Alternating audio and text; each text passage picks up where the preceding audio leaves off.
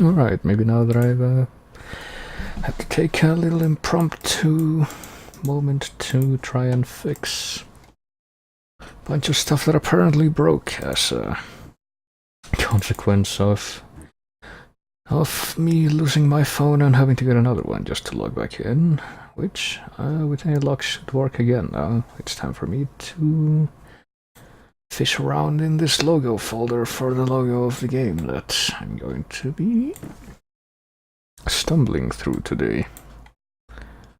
I can't find it. See, that one. It's that one, isn't it? Yep, there it is. It's very kind of stretched out. I don't know if I should leave it like that. Quality standards, who needs them? Well, I got a minute. Can I... Does it even let me stretch it? No, it doesn't, so... No, not really much of a point to trying to change that. But yeah.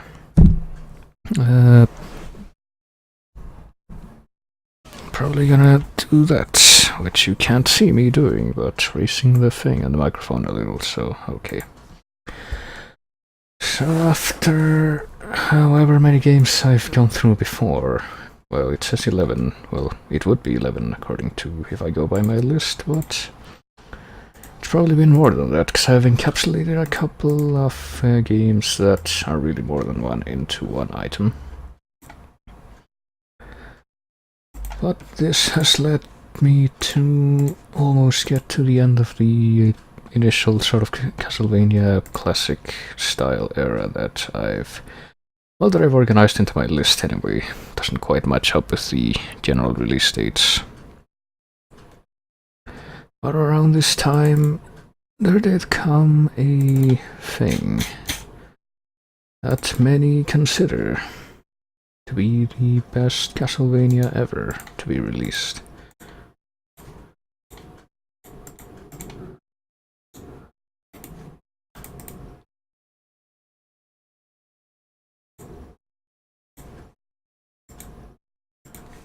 Okay, good. And of course, I refer to nothing less than the masterpiece called Castlevania Dracula X, which is anonymously referenced to be the greatest thing ever with no competition. And totally not just a knockoff of something that they couldn't quite port over because of reasons.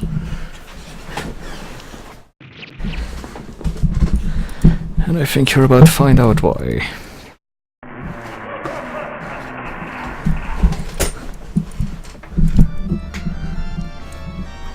Well, it certainly could be Symphony of the Symphony, that to hear that symphony. These symphonic dulcet tones. Actually, wait a minute. I should probably set it a little bit because there is a little detail I forgot about, and that is the lore behind this, which shall no doubt be communicated to us in a very, very expert way if we just let it so. I'm going to go ahead and pretend I can't see the controller in front of me for a minute or so. There it goes.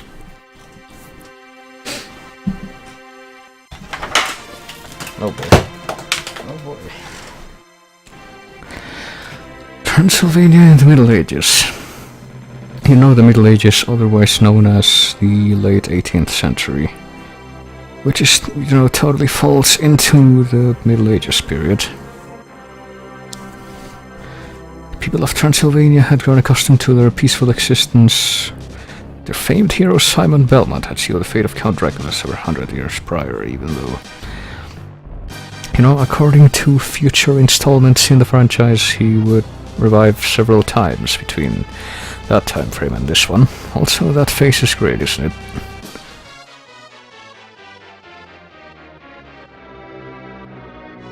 Town has been attacked with the Unholy Legion and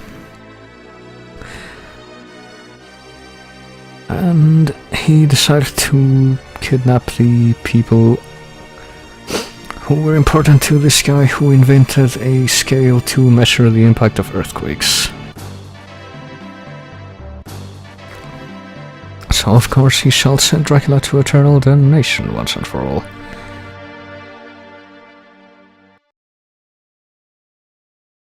As will be demonstrated once I actually do begin the game now. This game that is totally a game that came out in 1995 and did not come out in any form prior to this. Oh boy. Also, this was the... You know, we want to keep in mind, this was the system that gave us Super Castlevania for 3 years before this, so clearly the standards have never been greater. There is absolutely nothing wrong with that which will be delivered. Before, you know. There's nothing off whatsoever about the appearance of this either. It's, you know, there's no indication that possibly this was just something that did not quite originate in this form and was kinda hastily and poorly ported over to it. I don't think anyone could possibly declare anything like that.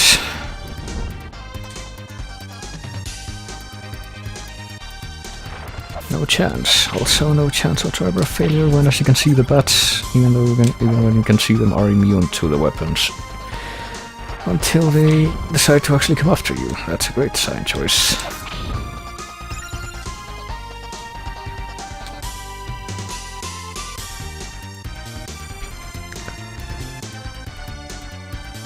Victorian Middle Ages home of French bread and steampunk. Well, steampunk is oddly appropriate for this context, I guess. As we know, well, that's across that's not really relevant anymore since we've already past that, but known for these uncharacteristically large jumping gaps. And also the fact that the protagonist jumps like he's on the moon. Alright. Well, I guess I have no choice but to continue here.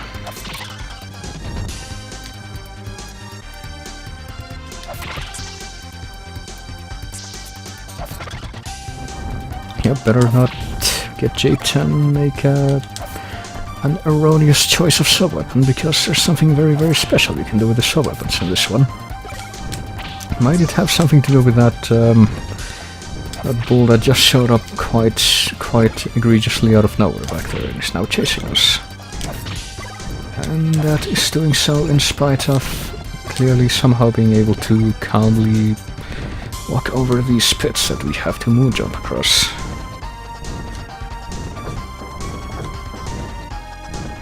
Well, let's see exactly how it fares. Oh, it suddenly hit an invisible wall and blew up into a very, very explosive series of explosions there. And now I guess there must have been some weird chemicals in the town back there, because the flames have gone from red to green, bluish green. Clearly an omen of things to come here. Alright, it's like that I need to press you. Oh hey, look, it's a big three-headed dog that... No, it's R. Or is it R, or is it Y? It's Y, okay. Big dog that does cat noises when it jumps. Oh no, I'm no longer able to. For all my crosses at the doggo. Can I somersault over the doggo's attack? Nope. Even in spite of delivering that onslaught of crosses, I was slain. Alright. I will try that one more time.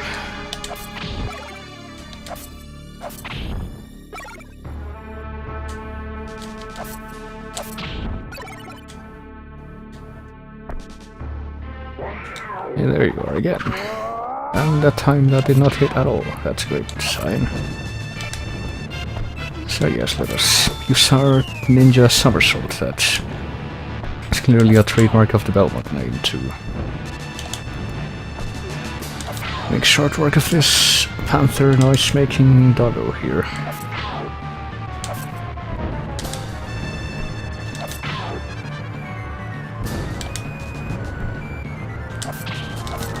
And this music, which you might recognize very vaguely so from the N64 games, because it may or may not have been the era that it actually originated from. May or may not have played those games a little bit ahead of time, and terms of release dates, I said. Can I do it? I don't know. I would not hold my breath, despite developments you see before you. Oh wait, I did it. And that dog was also very explosive, even though... Well, I guess we must assume that it was, in spite of it. Or perhaps because it made those weird cat noises. Hey, let's go to stage 2 with the considerably longer path before us and the laughing gargoyle head at the end. Oh my goodness, what could that music be? Could it be Vampire Killer even though we're not even inside the castle yet? Could this be structurally unsound structures that do not meet regulations and invite you to keep jumping even though... This is only the second stage, and that was my penultimate life.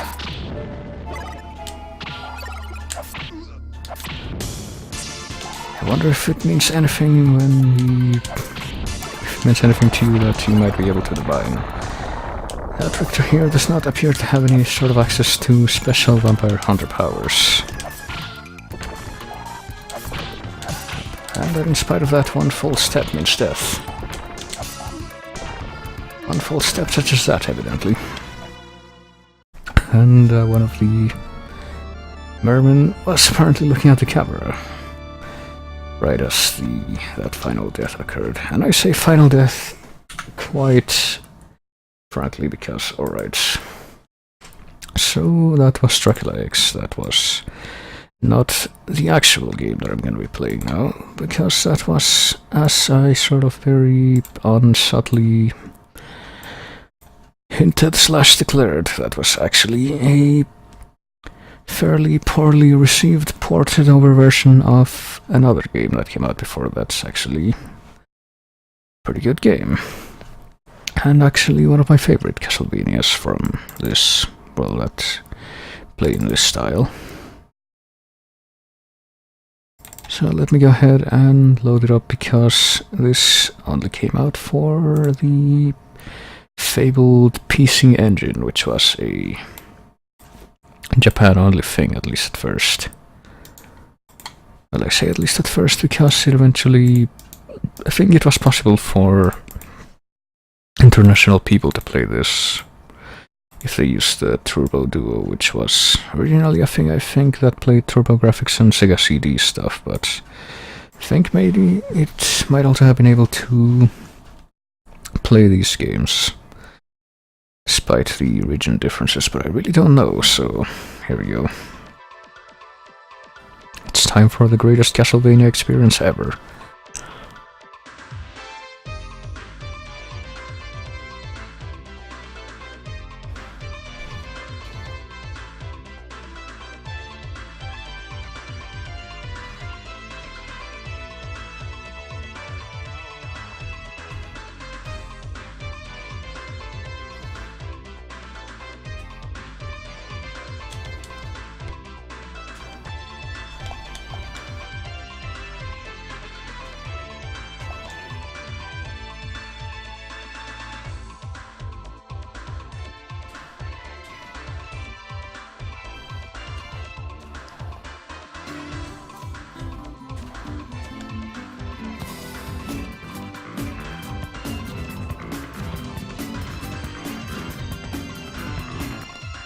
You know, part of me wonders if she's saying sorry because you don't have the correct system card inserted, or because you can't actually damage her. But yeah, but you know, you can't actually play this unless you have the correct version of the BIOS, so no, let's actually do it this time. You know, third time's a charm and all that. Hey, it's a CD-ROM version 3.0 thing. Actually this time, so... Alright, it's time to actually start the game. Let's see exactly what we have before us here.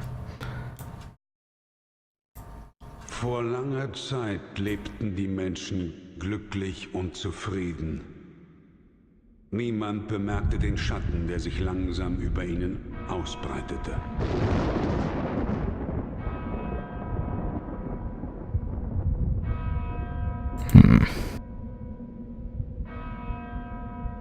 Die Dunkelheit trübte ihre Sinne und das Böse fraß sich tief in ihre Seelen. Don't think that's quite the Germans, quite how the German words are being phrased, but Mit dem Teufel. Pakt mit dem Teufel. At least I was able to tell what that meant. But Zu that später Stunde kamen sie zusammen, um gemeinsam die Mächte der Finsternis mit ihrem sündigen Blut zu rufen. Sie zu erlösen von ihrer sterblichen Existenz, den Anbeginn einer neuen Welt vor Augen. for Augen. Well, I know some of these words.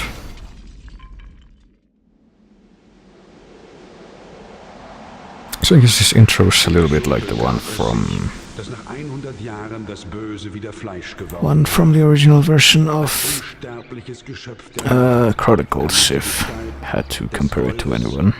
der Fledermaus oder des Nebels annehmen. Das Wolfs, der Fledermaus. He didn't. Dracula, der Fürst der Finsternis, Herr des Teufels Schlosses, ist auferstanden. Teufelsschloss. See, I'm pretty sure that's a devil castle instead of a Castlevania.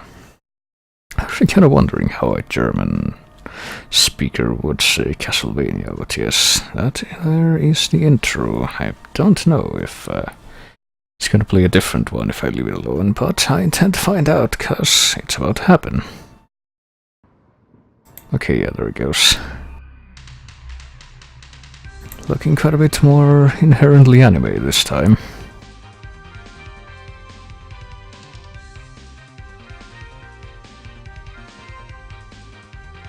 And also introducing the theme song for this Belmont, which is Richter Belmont. This is opposing Bloodlines, which there was a remixed version of it as part of the intro for Castlevania 64, the first version at least, you might recall.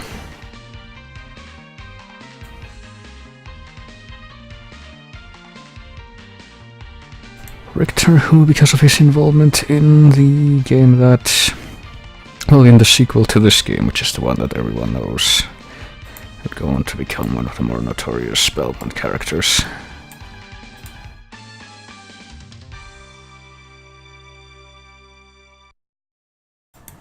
And why wouldn't he, as you can tell? This intro has a flair for the dramatic, so... Alright, let's go ahead and start the game, because this is actually kind of a longish game, as far as the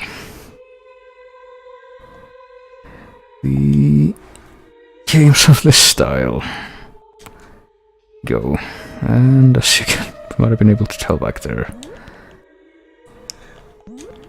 this is another Castlevania game that lets you have 8 characters in the name entry, so there we go.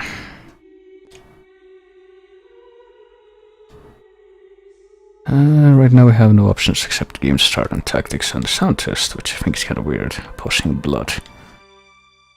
Well, it's the same thing, isn't it? Or not?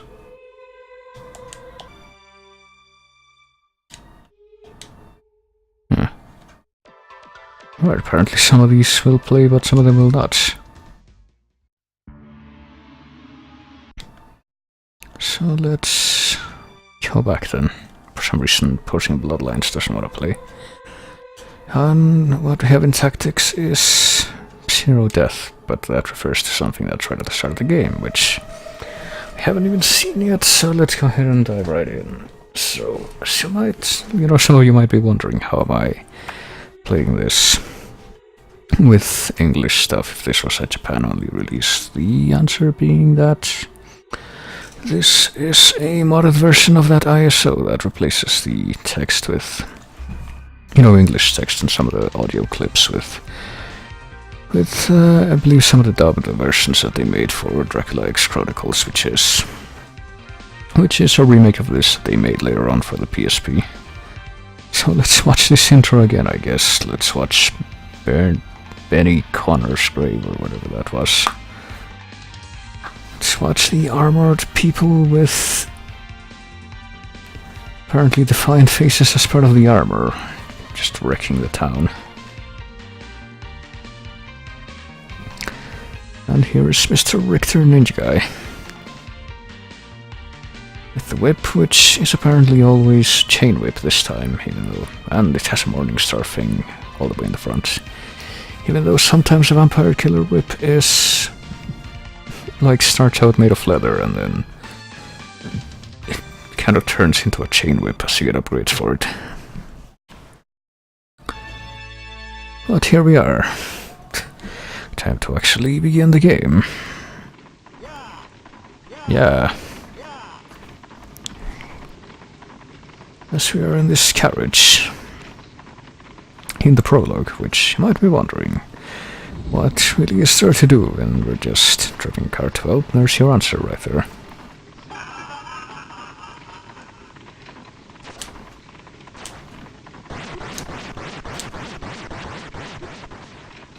Apparently not much other than get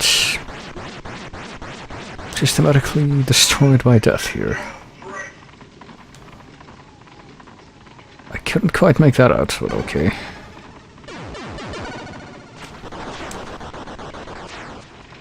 So yeah, this part is just pretty much...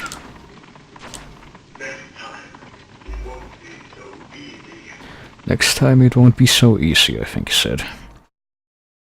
So that was an exciting prologue, wasn't it? And there we go. Time to finally get in the game. Which is a... just a much more fluid and overall better looking version of the stages from Dracula X, which, you know, as I said, is an adaptation of this on the Super Nintendo that didn't quite manage to make the cut as well due to the hardware limitations. And hey, it's the town from Simon's Quest, you might recall. Town of Algiba. Huh, it even tells you what town it is. And sure enough, that was one of the towns in Simon's Quest. Don't think gonna be able to get in the church right now, though. It looks like situation's a little bit urgent, but yeah, we also get the first appearance of these skeletons that apparently are like ape skeletons, and they pretty much are supposed to be a reference to Donkey Kong, the way they throw the barrels. And there's a church. Doesn't look like they're open right now, though. Can't get a free heal, but we can get attacked by these fuckers. The Blade Master skeletons. Which are one of my least favorite enemies in a lot of the other games that we're in because of how obnoxious they are. So let's ignore that very inconspicuous wall over on the left and continue on this way. Continue down this path that has some trees and fire, by the looks of it. Or not on fire, but like surrounded by it. And golem. That apparently you can only hurt if you attack it in the upper part of its body. Also, I don't think you can whip diagonally at all in this, unfortunately. Something that did not quite make it into any version of this. Well, any version of... playable version of Richter, of which there are a few more. So we will come to find out. And... oh boy. Well, the music changes to reflect the fact that we are nearing the place where the boss is located. I wonder who it could possibly be. I have no idea whatsoever, and there's no background cues to illuminate me on this. Hey, what do you know? It's a wyvern. And it's actually a wyvern too. It has no arms. Oh yeah, it has a pattern too that I completely blanked on. First it dives down and then it does this.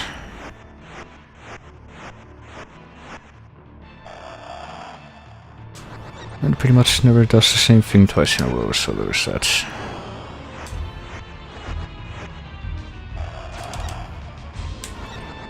So So goodness. Oh, it does that too. I forgot about that actually. But it only had a couple of moves because generally he's supposed to die pretty quickly, being the first boss and all. And there he goes. With his explosion visual effects, apparently. Kind of screwing around with the top of the screen there, but... once again, we got this little boss theme called Dancing in Phantasmic Hell. And we get the same classic stage clear medley from some of the older games. So let's go ahead and see what we got now. We got stage 2, God Grant Me Strength. And once again, oh boy, we got the Vampire Killer theme. Despite the fact that we're not in the castle quite yet. But if you paid attention, the background for the first boss battle back there was kind of the castle gates that you sometimes see during the intros to these games. And, you know, this game does like its little throwbacks like that every now and then to the older games. Something I kind of question about how these crows work is how they're able to like perch on the background even though you can also hurt them while swinging while they're perched, which, you know, raises questions about how the depth works. In that, well, how the depth and the different planes work, I guess. Not quite sure how to phrase what I mean, but how that's possible, basically. But here we are again in the classic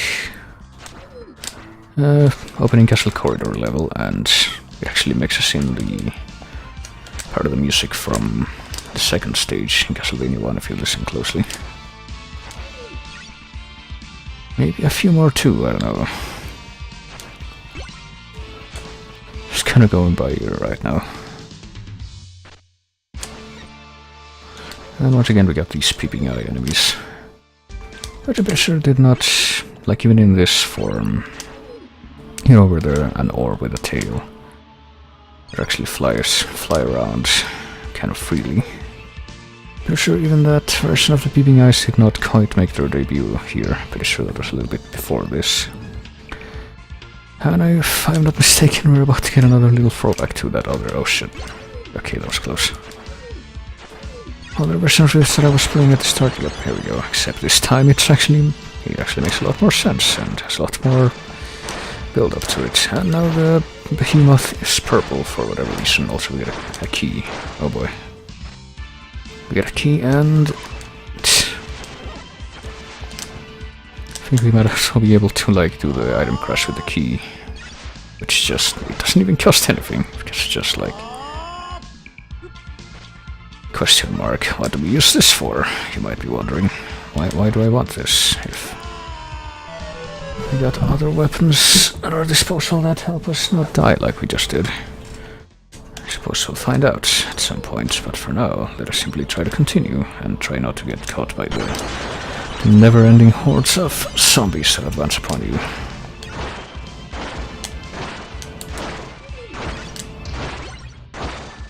Right, gonna wait for the zombies to actually pass by, I guess. Oh shit. And, well, at least there is a death, as you can see, if you get... even if you get caught by the behemoth, you just kind of get launched forward like that. And well, you know, this is the corridor where you would usually find the meat in the wall and where the behemoth kind of crashes and blows up for no good reason, but at least it's done blowing up in a timely fashion here, unlike the one from the Super Nintendo version. I'm pretty sure that this caged peeping eye was also in Chronicles, I think. Maybe in... no, I'm pretty sure I want the... well, I know I want the key, because I already know what it's for, but... even if I didn't, I would say it's a pretty curious thing that you are able to get this key, which, what's it for? What use could this possibly have over the cross or the Well, we know it's a door, and if you use the key, you can actually open this door. If you wouldn't have the key, then you wouldn't have been able to open this. And what is this? What's wrong with this picture? I know, but we can whip that black guy out of existence, and goodness, what have we stumbled into here?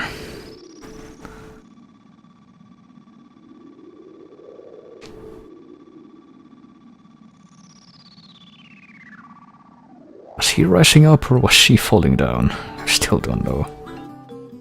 Who are you, mister? A good guy? Oh boy. I am Richter Belmont, vampire hunter. And you are?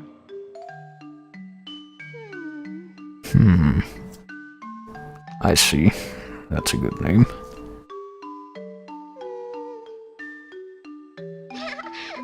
My name's Maria. Can you Renard. imagine a world where we're all represented by a All about you font? from the net. I see. Some bad men, but I got caught. My family are vampire hunters too, so I guess that means we should be friends now. Sure. Oh god. Friends. That hand wasn't But quite... Maria, you're too young for this. You just let the big hunter here take care of that bad man, okay? Well, don't think she's amused about that. You don't know anything. I can handle this just fine.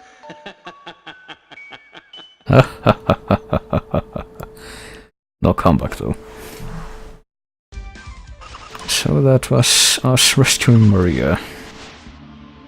And that's actually kind of a big deal, because if you miss that, you'll be able to... or you won't be able to make use of something that's kind of a big part of the game. Oh goodness. Guess we need to get this peeping eye to get out of the way.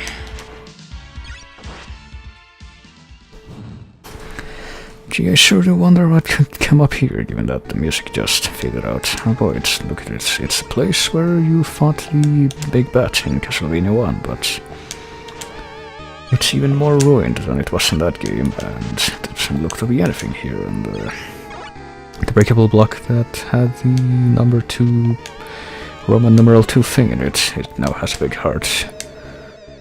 Also money. I believe this is actually the first game where you can actually spend the money you collect and stuff.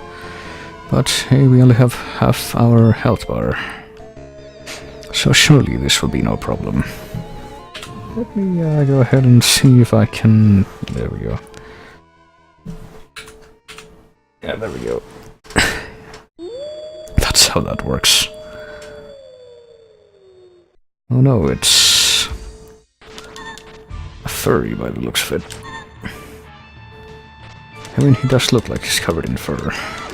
And he can also shoot fireballs, which is a common consequence of that state of being.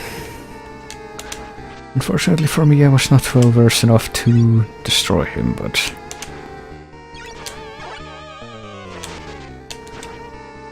well, let's see if I can disregard that now.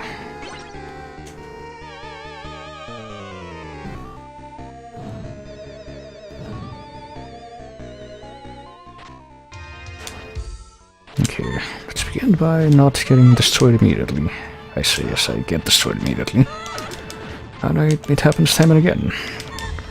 As this guy strategically positions himself so that he... oh boy.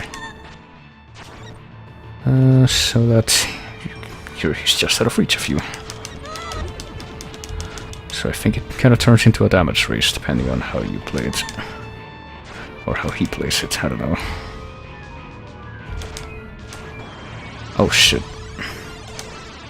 And then he starts doing the pinball move, and then he does that, which... alright, that probably what works like that in this. Oh, goodness. Oh boy. Yeah, I wasn't expecting to be able to... well, actually, hang on a minute. Just realized I have a semi-secret weapon at my disposal, that being that the super special item crash move that was available to us in the other version of this is also available here, but It's kind of more cumbersome to access because you have to press the select button or its equivalent to use that, as opposed to like just one of the 4 face buttons, which is how it works in Super Nintendo. Oh shit, okay. Yeah, that Super Punch was clearly the way to go there. Oh boy.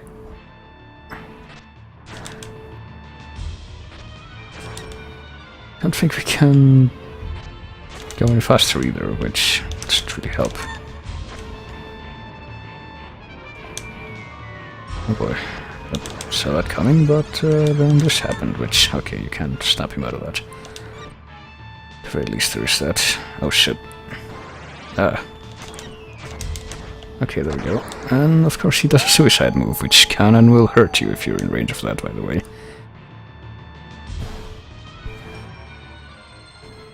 And there we go.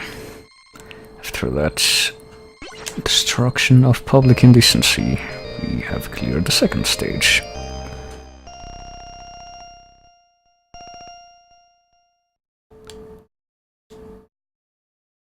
And so we move on to number 3, an evil prayer summons darkness, and we got our good old Castlevania Bird's ambientation to accompany us through it. Oh, I hate these things. Well, guys, I don't know. Armor Knight enemies.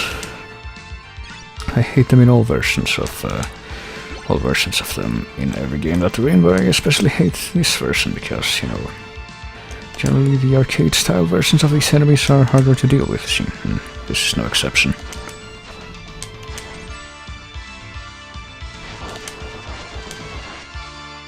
Or at least we're managing so far. Oh boy.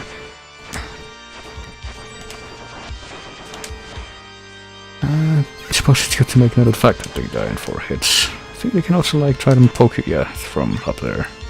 Pretty sure the other guy did that too, I just wasn't paying attention. Oh shit. Oh yes, you might have noticed the bone pillar dragon head things can also like shoot a fireball in an arc now. Kind of an unfair tactical advantage, I would say.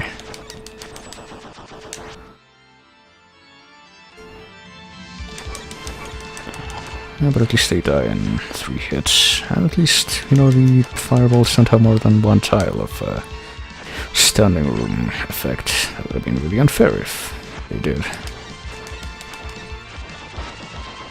There we go. Oh hey, there's something here. It's delicious wall meat. Always a good thing to have. And swinging skeletons here in the stained glass church area. Huh, do they not hurt you when they're swinging? I guess they don't. That's actually kind of curious. You would expect they would, given that, you know, this is Castlevania and all that. Kinda wonder what's going on in those stained glass pictures. Here, there are the pews. Or are they leading up to anything? I believe they might. Just might. Yep, this is the... I think this is supposed to be where you fight Medusa in Castlevania 1. It's got the big colorful cross, but as you might notice, there's no Medusa fight going on right now, so... Unfortunately, there's the Hydro Storm, which I was just compelled to use, because I'm just kind of fed up with everything on the screen. There we go. See, that's the item crash that you can do, but that you should probably do sparingly, because it uses up 15 hearts every time. Oh, and also the flea men, as you can see, they have not gotten any better as far as avoidability, or being less obnoxious. Gotten worse, in fact. Well, I don't know, maybe they were worse in Castlevania NES, but doesn't mean that they can't be counted as annoying here. Oh boy, those spinning platforms are very, very large now. Ooh, I really thought I was gonna get hit there. I did get hit there. And same there, unfortunately. Also, this is my last life, so I don't know if I'm gonna be able to... I don't know, actually I don't remember. I think you do, like... You know what, hang on a minute, let me...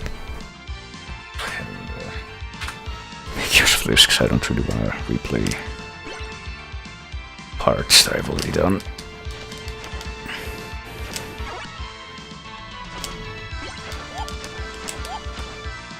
And hey, well, you know, we can actually... oh, the stopwatch. Actually, no thanks. I will keep what I had before. The Bible, which I think this is the first game in which you can use it as a sub-weapon. And what it does is... there we go. It goes around in big circles and misses everything. As Bibles are known to do. Screw it, just keep going. Somehow I feel like the freaking NES Medusa heads are easier to avoid than these ones.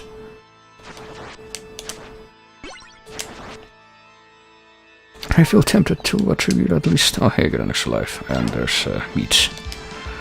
Okay, we'll continue on like this. I think we got a little mini-boss encounter up here, though. We got, yep, this guy, Paranthropus, who does skeleton stuff, as you can see.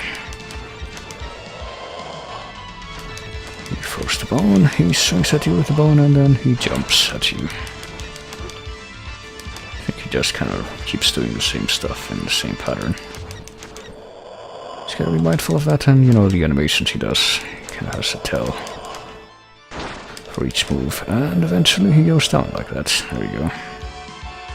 Don't go through the door just yet, though, because you'll miss this. But you will still see it as you're going through the door. And it will basically be the game rubbing it in your face. More ghosts. Ghosts that take 3 hits to kill at least. That's not a very good sign. Ghosts and giant candles in the background. Oh boy. Can I at least get to where the boss is before I am horribly destroyed? Actually, what's the Bible item crash? Oh, I see. Doesn't really have a lot of range, though, does it? Compared to the freaking Hydro Storm Rain. And I died. She's gonna send me back to the start of this room. Okay. Well, I've got once again 0 lives, 0 extra lives, and at the very least I got a health refill, so when I inevitably die I'll be able to jump back to the start of this room instead of just being pushed back to the beginning of the stage. Jesus Christ. See, it wouldn't be a problem, or such a big problem, if these ghosts were just like one-hit kill enemies, but for some reason...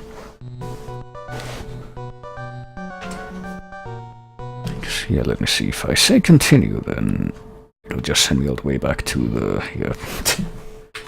And I'm like, no thanks.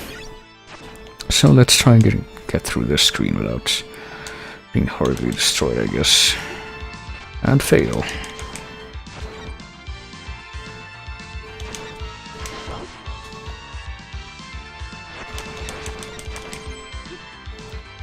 Because the ghosts move around in very, very inconvenient patterns, and can't really do anything to hurt them when they're directly above or below you, or basically anywhere that's not directly to your left or right, because of how the whip works in this game. Oh hey, it's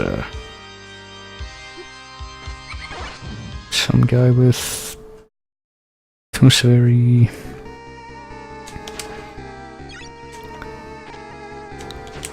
acrobatic, apparently. I think you can steal your sub-weapon, but, you know, thankfully there's this giant meat here that you can use to completely refill your health.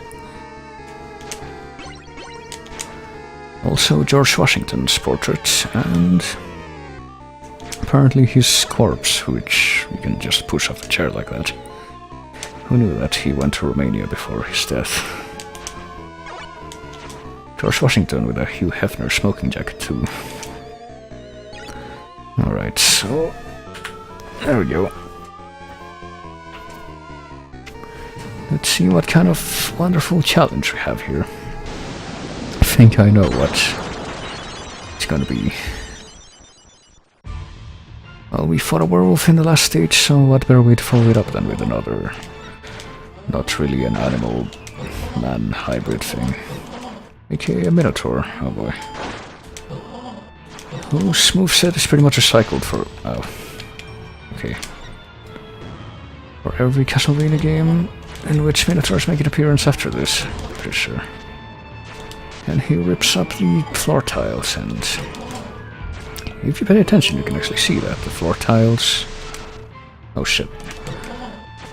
The floor in the places where he ripped it up there is actually missing. You can actually get stuck in that if you're not careful. Okay, that hurts, but pretty sure the Minotaur's also fucking dead at this point. Or not. Okay, oh shit. I think he actually gets a final suicide move, just like every other boss. Jesus Christ.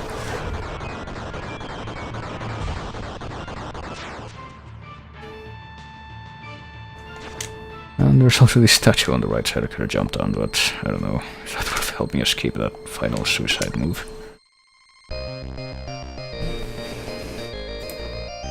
Also goodness, what is this? On pace 41,000 to look like squally and hurt. Well,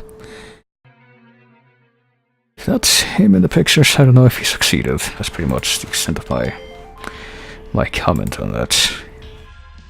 Well, it might be time for me to kill myself on purpose so that I can refill my extra lives, because I don't know if I'm gonna be able to make it through the rest of this in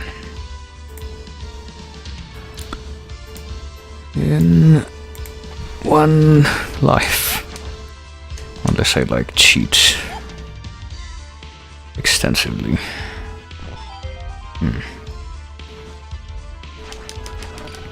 Well, the skeletons in this look pretty different from... or the blood skeletons at least look pretty different from pretty much everything else you see.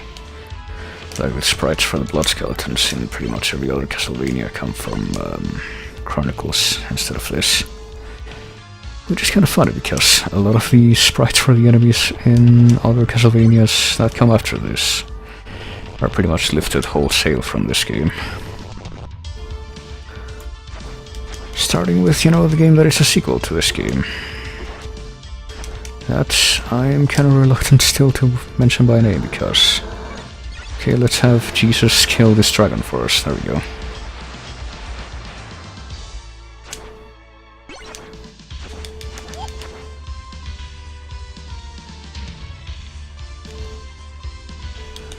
Let's see what else we have in this. Well, since I've come this far, I guess I'm... for fuck's sake. Skeleton, why?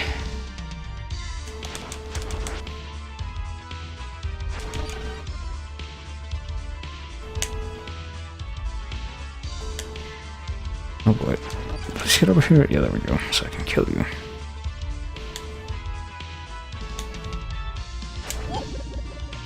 And pretty sure that Fleeman exists exclusively, so you can realize that that switch exists. That switch, which, if memory serves... oh. Well, we got some Sands Fortress style traps in here, as you can see, but... that switch pretty much exists only to illustrate the fact that you can take an alternative route here, but this alternative route is actually terrible compared to the other routes, so... even though you wouldn't suspect so immediately based on these, you know, these spikes, which I'm fairly certain would be instant death. Hey, meat. There we go. I might as well do this since I'm this far into the stage. I don't want to have to redo everything up to this point.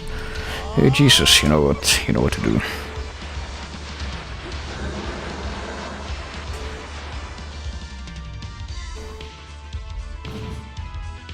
Let's see exactly what we got here. Hey, we got larvae, I think. That's what those little flying skeleton spines are. Or maybe they're like the Bone Dragon King, I don't know. I think they're called larvae though, they're like the worms in that one stage of... hey, what do you know, I'm gonna make use of. Yes, already. That one stage in Castlevania 4 where you get an enemy that works pretty much exactly the same way. Oh boy, it sure would be great if could somehow not get hit twice, even after I activate my super move.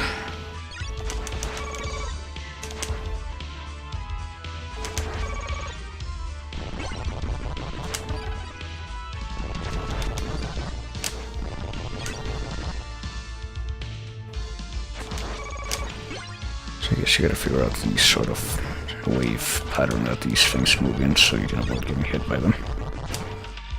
I'm gonna say it looks like they don't keep, or they do keep moving down, but I don't even know anymore. And here, okay. Of course we still have these things, but we also have Fleeman on metal walls, as you can see. Oh shit, okay. Well, should be able to jump on these metal balls though, there we go. Just gotta be careful not to get sandwiched under them.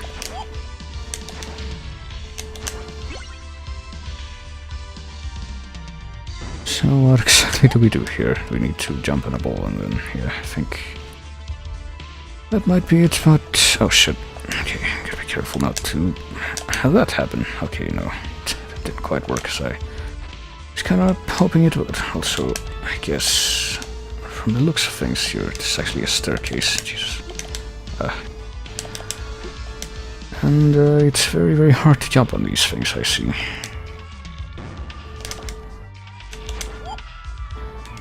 Unless you do it in a very, very specific way that I cannot divine. Okay, and that's not gonna work at all, I see. Because at least you don't get a time limit for this, there's that. Okay, yeah, just gotta do this the straightforward way, not the backwards way that I was trying to do it in, and also try to just turn without actually moving in a direction, which is what I was trying to do there, but apparently I couldn't do it, because these stairs are right there and you can just snap onto them if you move a centimeter further than you need to. Oh, you need to be on the balls as soon as they fall, but the fact that everyone comes with a Fleeman that you cannot target any sooner does not help. And even if you aren't... okay, I'm actually confused as to how you're supposed to do this now. Okay, there we go. Jesus, alright. I don't know anymore if I'm gonna be able to complete the rest of this with the health bar that I have, but I will try, I guess. Just got a prospect for wall meat, and with any luck that will be my salvation in the end. Okay, yep, I saw that coming. Just couldn't tell where it would end up landing.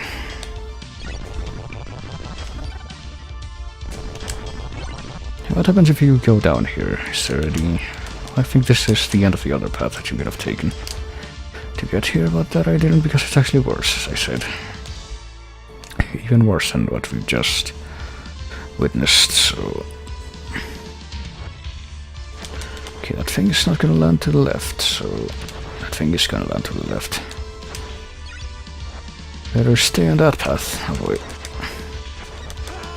Okay, you can no longer duck under those things, that's good to know. Probably should have, done the... I guess I'll do it at the start of the next stage, but I am determined to SNES 9X my way through the rest of this at this point.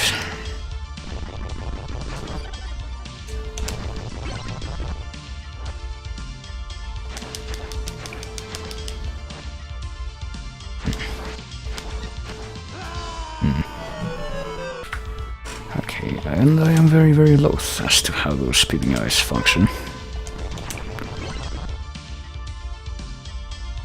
In which they are completely invincible until they start moving. And when they move, they do so in very, very bizarre patterns, so hey. Who's ready for me? I've gotta hit this guy 9 times, but if he hits you once, you die, game. I love that game. Oh god, and then he rushes you, which you cannot see coming or avoid, I don't think. So it's pretty much a game of... whoops. try not to turn on the turbo mode that you can do. Oh. Okay. Alright, that's that out of the way. I don't know if I use my... Okay, that's what that does. Actually, I wasn't sure if the cross would even work that way, because the cross is not, you know, symmetrical like the one that you actually throw.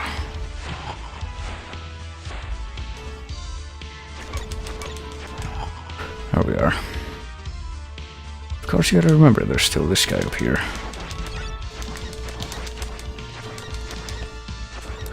Okay, that's actually good for me now, because he can't actually reach me with that bomb rush move. When he's over there, and okay, goodness. I've done it. I've gotten an extra life, but now I also gotta deal with this freaking Rust Knight. Question is, I'm pretty much just gonna cash in my extra life as soon as I reach a checkpoint, which is not there, so not yet. Rusty Knight, which, oh boy, okay. Because if you're really lucky and you react really quickly, like I just did there, you can avoid getting hit by that.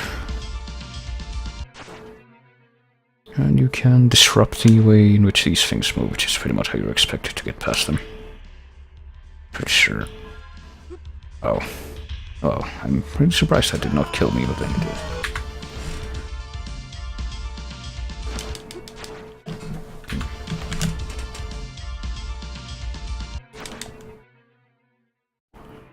Alright, let's try and get past this somehow. There we go.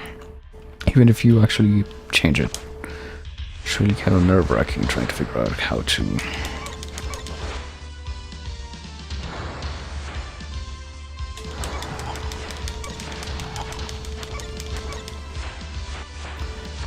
do this and not die, which is, you know, for the longest time has been the way of things for me, just completely.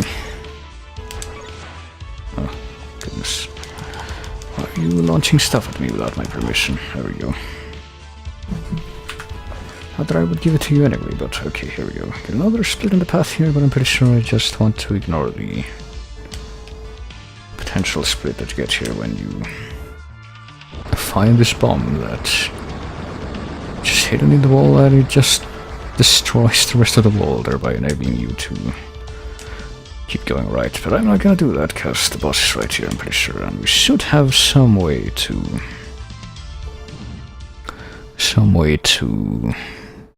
heal before the actual boss encounter.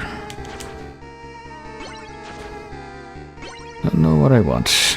Honestly, I think I might prefer the holy water, since I think a lot of the bosses in this have the option, or not the option, but I guess I would say the ability to shrug off the cross. Don't know about the other power-ups. Okay, just fall. You can do that. Okay, we do have meat here. It's not quite as large meat as I would have liked to find to refill my health bar, but maybe it will do. So let's see here. It's a sword. The hardest boss ever. The floating sword, which is actually not just a floating sword, but it's also a headless guy.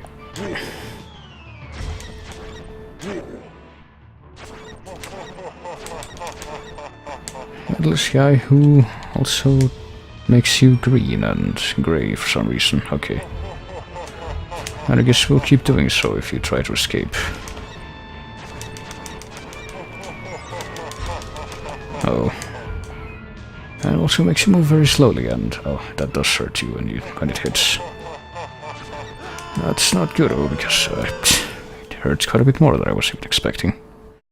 It only hit me twice, didn't it? Oh, hey, you know what, fuck it, I will actually take that life loss, because I'm gonna game over on the next stage anyway. Let's just go. We don't need no extra health when our health is already through the floor, now do we? I might as well make a save state here. Come on. Let's try to jump out of the way, but then fail to do so repeatedly because... Oh, and then forget how that move works. Okay, and then forget so again, but managed to not get hit by it anyway, okay. And then wonder what even hit me those last 2 times. Okay, let's try that one more time, shall we? Okay, there. Okay, you need to jump a lot earlier than I had even tried to calculate before. Okay, so he can do 2 moves when he does that exact same kind of tell. He can actually do 2 different moves, it's not a tell at all. I did remember about the one with the spiky things that come up from the floor, but I didn't remember that. There's no difference in the, oh boy, the tell between when he's gonna do that move and when he's gonna jump up like he does, oh boy. Okay. But I don't manage to get him. Managed to get this headless guy who did another suicide move that I almost forgot about. Actually, I completely forgot about until I actually saw it happen, I guess. Would be the accurate way to express how I process that. But hey, we did it. So let's actually stage 5. Actually quite a bit through this game already, believe it or not. Actually made quite a bit of progress because of my horrible cheating so far, and this is one of the worst stages as far as being doable by not horrible cheaters like me. For many reasons, one of them being this introductory section with the platforming and the horrible skulls that just don't care and just get in your way and stay there. Also because of these skeleton flails that, oh hey. She's got an invincibility jar drop. I didn't know that could even happen, to be quite frank with you. Not only because of this first section that we've already gotten through somehow, but also because of the boss at the end of the stage, which is there to pretty much destroy all your hopes and dreams. Even after you manage to get through the rest of the stage. Also watch out for those archers there, who once again take 3 hits to kill, which is quite a bit, which is 2 more than I would expect any enemy to take. I'm definitely gonna die, so you know what, I think I'm gonna go ahead and kind of do seppuku with these guys here, because I want to not just rely on having no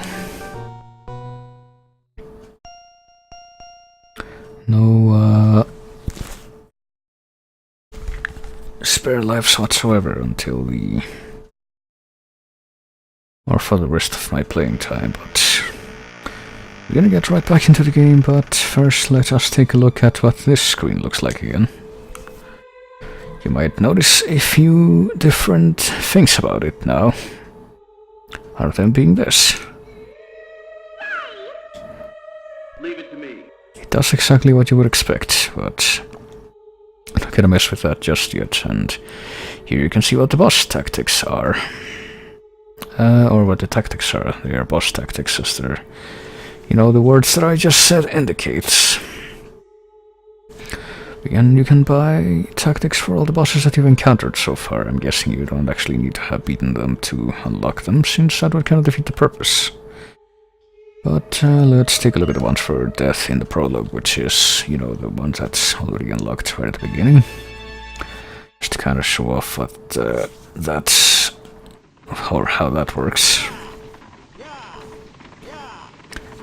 And because this is the tactics demo, I am not in control right now. Let's just watch the computer play for a bit.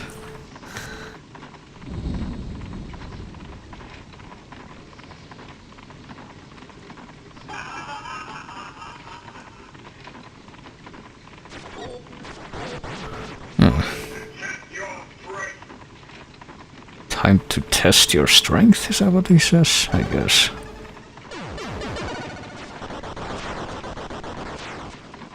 And there you go.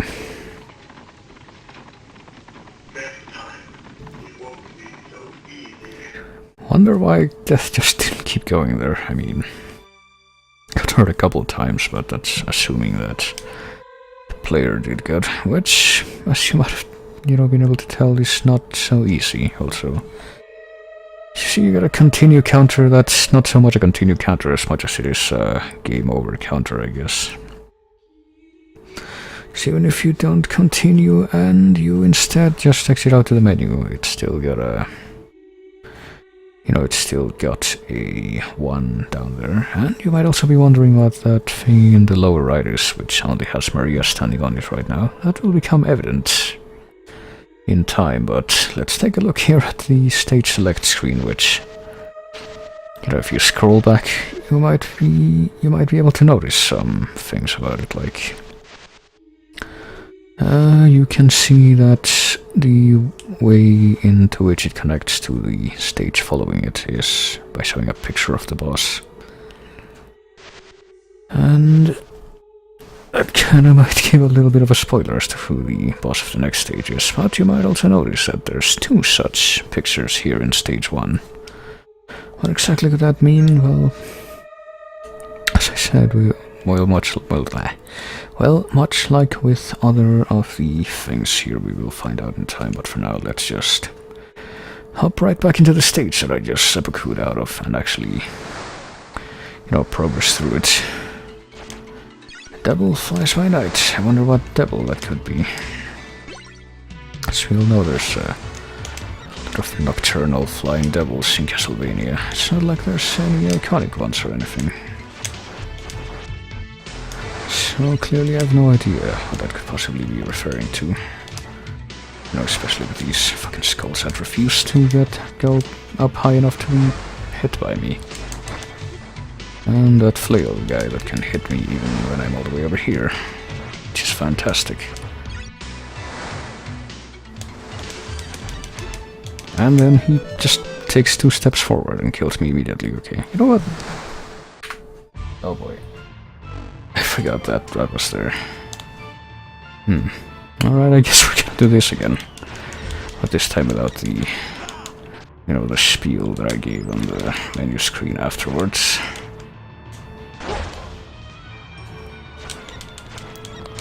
And besides, you get to watch this amazing action again. Okay, so ducking under that... I was actually wondering about that. It's actually not something that you should do ever, because of how... he apparently has the weapon down. Like hanging down in front of him at any given time, and so even if you manage to dodge the horizontal swing, you'll still get hit by the, hanging unused weapon, because that's how that works. Hey, that actually hits. Oh, okay. Okay, let's do this gradually now, because I can see why I needed that. I needed that even though I have the full helper and everything, because I'm a great player.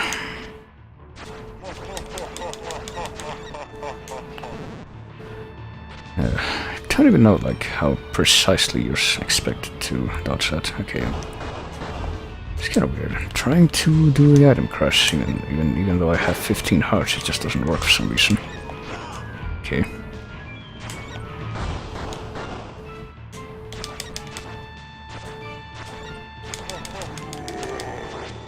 Okay, let's go very far away, because I'm gonna get hit by the suicide move otherwise, right?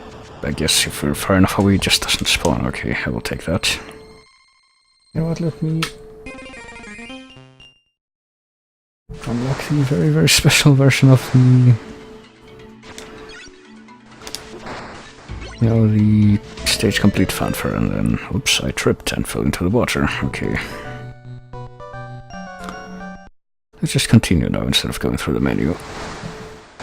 And, okay, let's, actually save state here, where, I actually want to continue from. Alright, there we go. And these skulls are still being terrible as far as being untouchable. Oh, hey, there you go. That's something that I'm actually very surprised I was not caught with before. And that I really don't want to be cut with under any circumstances. To be quite frank with you, is the, cheapo get hit once and immediately okay. So we can just avoid having to deal with the skulls at all. That way, if we just rush over to the left side here, I will definitely take that.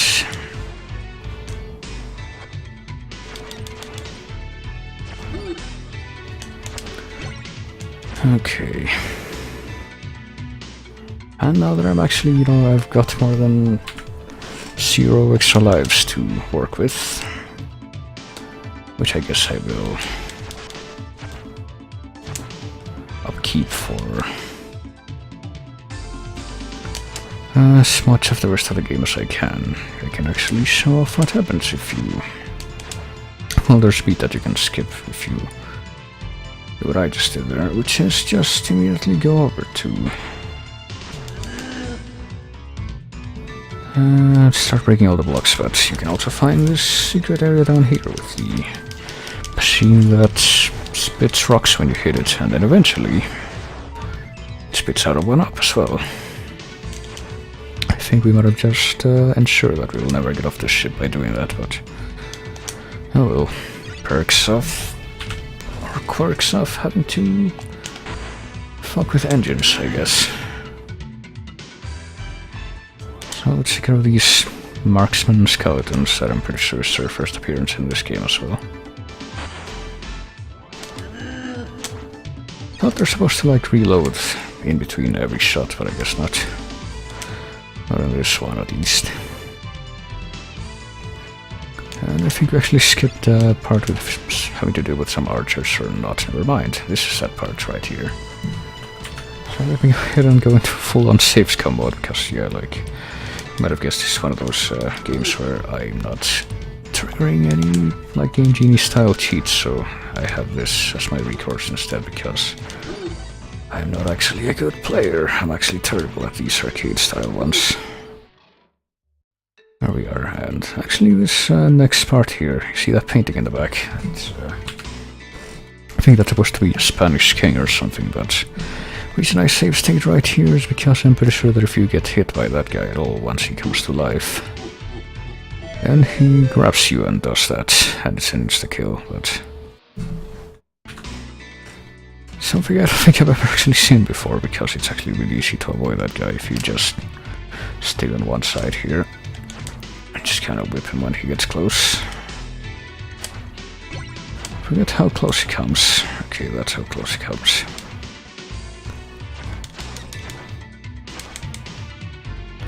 You know, the Spanish deck.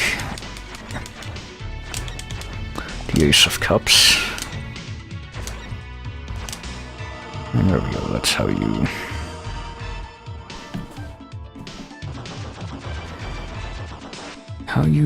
apparently destroy this guy that's magically linked to these vines over here, so that's how you proceed to the next area here. And now we're on the...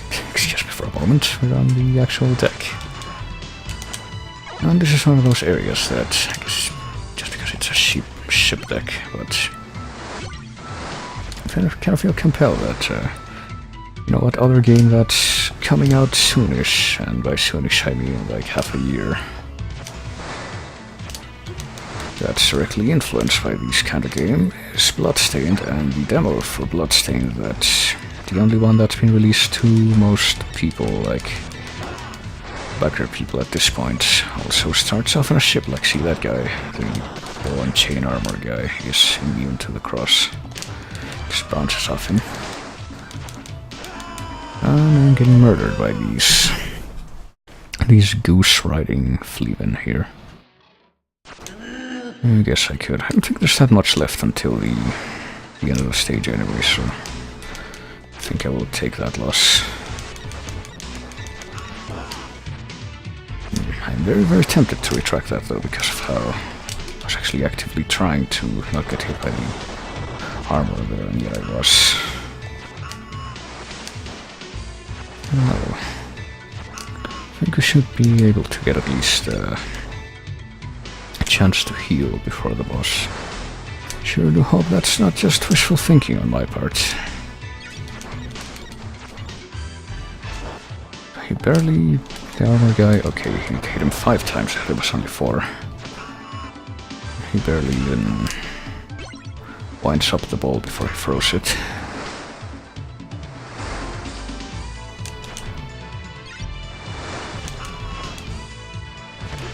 Oh, great. He spins it in maybe 2 circles before he casts it like that. Oh, Jesus, and... Sure do love it when the enemies hover right directly above and below me so that I can't actually hit them at all. You know, I wish I had the axe. Actually, I will definitely... I think I can get the axe, actually. Just now remember that that's, you know, what you get over here, and I think I will definitely keep that for this part, because I don't like these fuckers. And that's gonna make this a lot easier.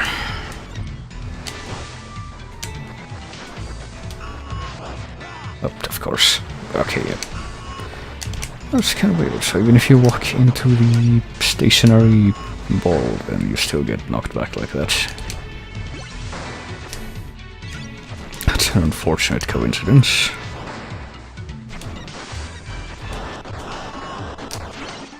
Oh god, and you still get crossover here.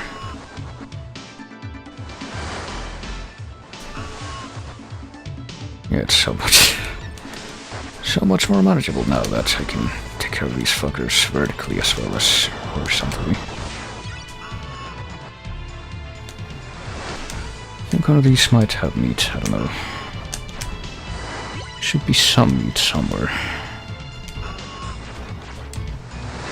I hope, because I'm pretty sure we're about to come onto the boss here.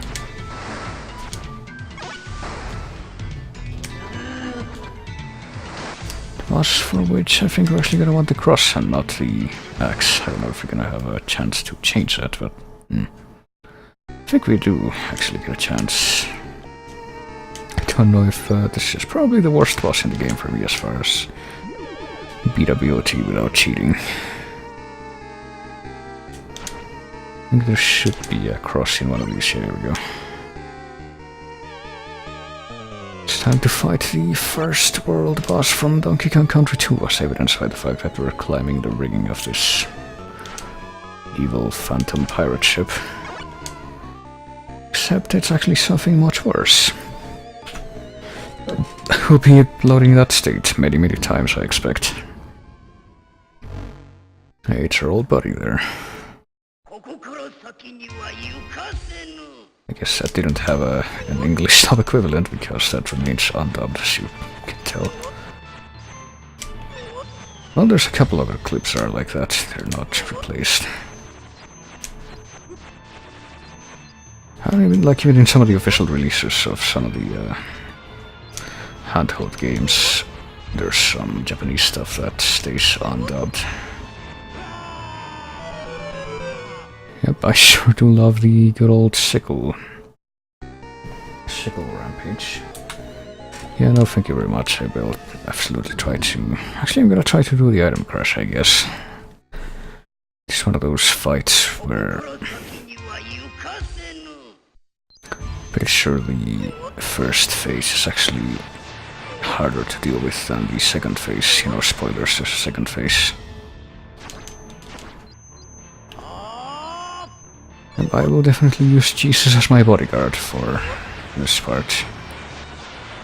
Thank you very much. Alright, is he done yet with the sickle throwing and dodging everything? No, not quite. Sickle spawning more than throwing. Alright, here we go. You know what? Fuck, time to save state again. And... witness this depth perception move. And watch him transform into a samurai master. Except he just swings a big scythe. And okay, he still spawns the sickles, but he does that shit too, as you can see. So he just kinda approaches you very cautiously here, for the most part, and swings his thing occasionally, and then the freaking sickle are still the worst part of the whole thing. Yep, he walks now. He has feet, I guess. Skeletal feet.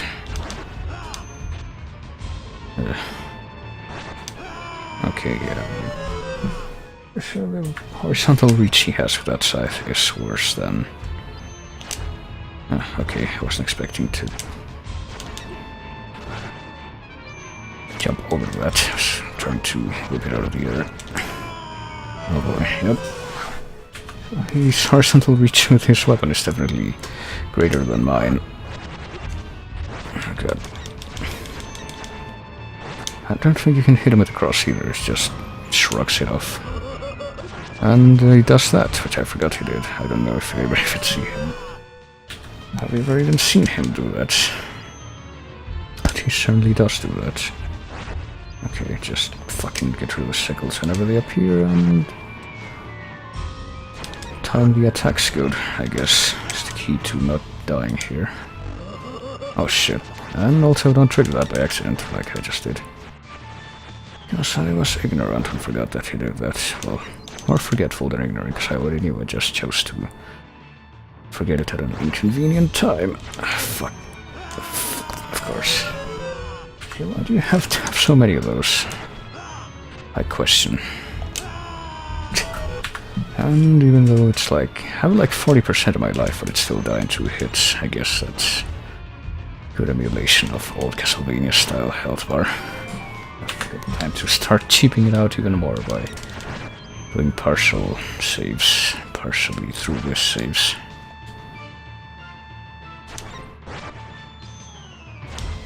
This is, yeah, like one of the worst boss fights for me. And I don't know, I might be eating my words soon because of how bad the next stage is. Oh, and he loses his head and bleeds out even though he's a skeleton. Okay, I forgot that happened.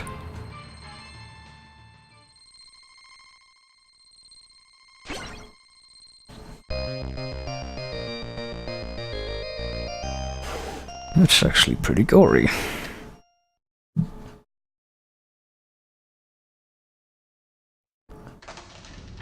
So let's get a cutscene, I guess, as we're about to enter the final stretch of the game. Fine girl. What a fine girl. Surely This the blood of a beautiful woman will quench the thirst in my body. very oddly colored hair. Stay away from me! What are you afraid of? In exchange for your blood, you can gain eternal life and beauty from me, can you not? Please, it's a simple matter. I get what I need, and you benefit as well. And then together, you and I shall reign over this world.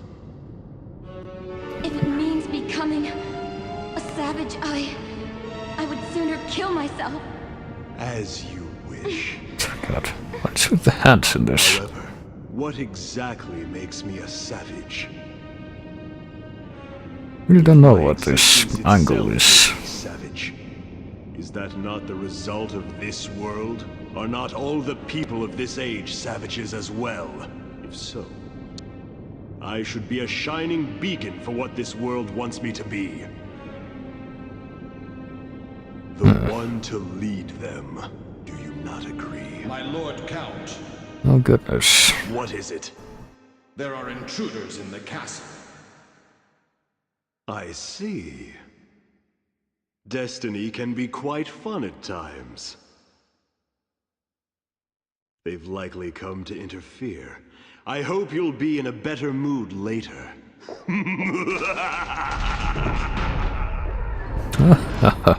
Oh, that was pretty funny.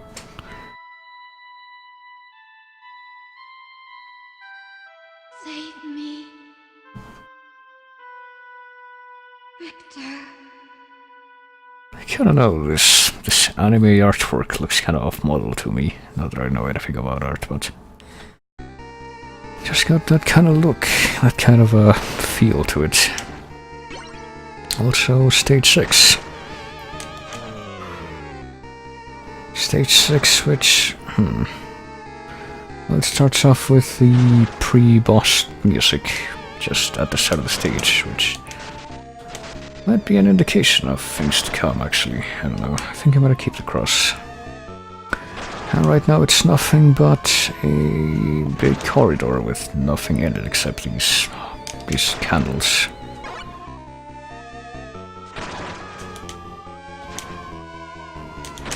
It's kind of funny because I'm pretty sure Ayami Kojima was already making artwork for the series at this point, so...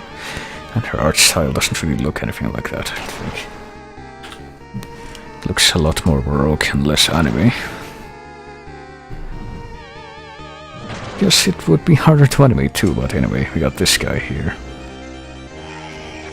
This dark-skinned priest who is like Dracula's top lackey. This dark-skinned priest whose name is Shaft, by the way.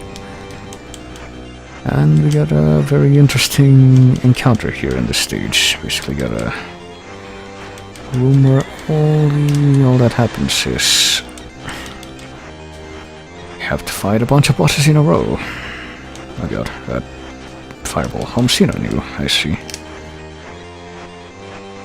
And the bosses do have a certain pattern to them as to what they are, at least. Got this big bat. A phantom bat, I think is supposed to be what he is called. And then you got Medusa.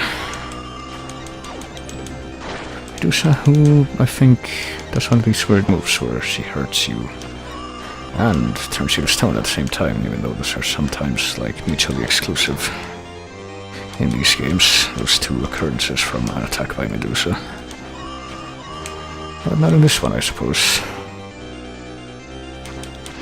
And the music here is actually Poison Mind, which is the boss theme from Castlevania 1. And, you know, speaking of Castlevania 1, that's kind of the pattern that these bosses have.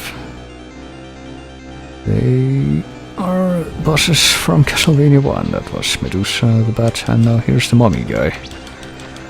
Who I don't remember what any of his moves. Okay, now I remember. He does this and tries to squash you against the wall, and then he shoots a bunch of bandages to try and murder you, which they are very successful at doing, just like in Castlevania 1. I think though that if you die, you can still, like, you can start over from whichever one killed you, I think. I'm not actually sure. Guess I'm gonna find out, and if not, that's what I have my time-traveling powers for. So here's Shaft again. He's as bad as his name would indicate. So I'm gonna stay here for the time being. So which one's gonna... Oh no, it's bad. Okay, no. Okay, if that's the case, then no, I'm sorry. It's time to abuse my time-traveling abilities. Oh, okay, she did a move that she didn't do before, though, in the fight that just witnessed. So let's try this again.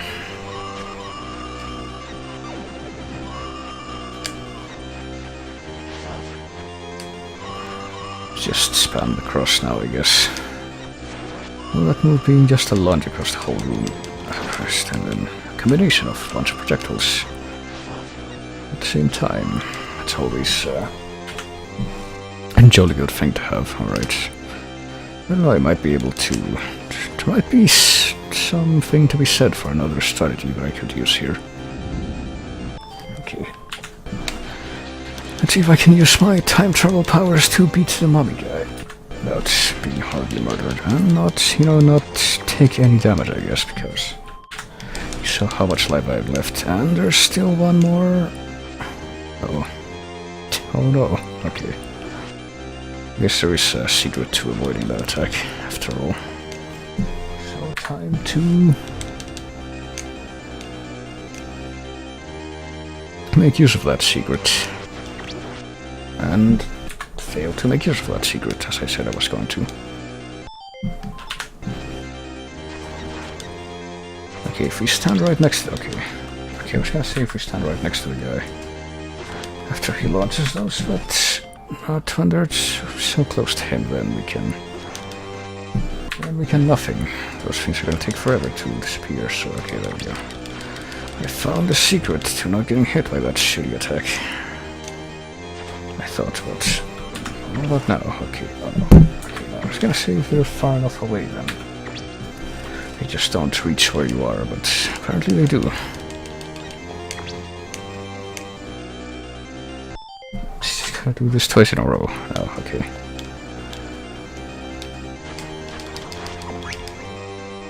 Oh boy, okay. Oh hey, it's meat. So you need to beat 3 of these guys before you will even get any chance to heal, but now it's time for Frankenstein's monster. Oh, I forget what he does. Okay, he grabs you and then... Oh, he jumps straight up there. I thought he was gonna jump forward. Okay.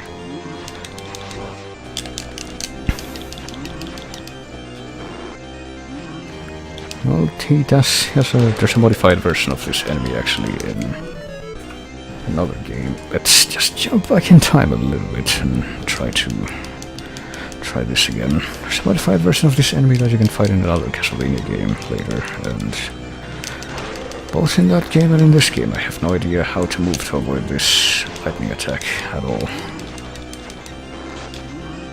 Pretty much just gotta get lucky in both versions.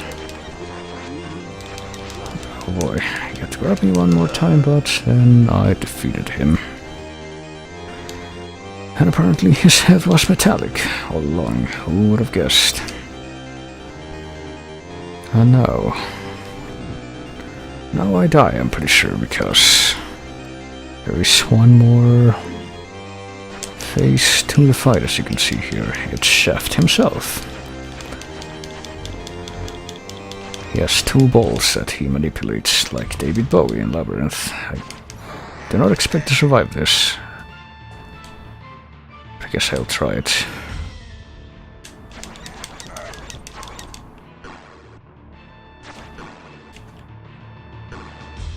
As you can see, he just continually moves away from you, and then he can still hit you when he's just standing still. I was actually not expecting that. Alright. But I actually will take the death now, because as it happens, if I recall correctly, you should be able to at the very least start over from this part if you die after you get to it. Allow me to confirm that. Yep, here he comes. He's not gonna summon any more shit, he's just gonna fight himself, so... I hear Shaft is one bad motherfucker. Let's try to see if we can ascertain that for ourselves or not. I was fully expecting to get hit by that. I was kind of surprised that I wasn't. Ow. Ow. Okay, I have no idea what to do to avoid that particular move. I guess I will try to shut your mouth, I don't know. I actually have no idea what that's from either. Like, I think it's a movie or a show or something, but you know, the funny part is I have no idea how much that actually has to do with the fact that with this right here, this guy. I don't think it's coincidence that Japan would make a dark-skinned dark-skinned character who happened to be called Shaft.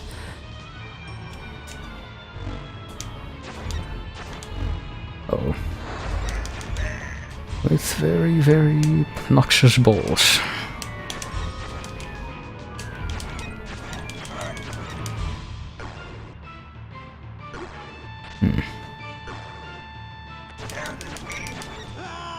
Alright,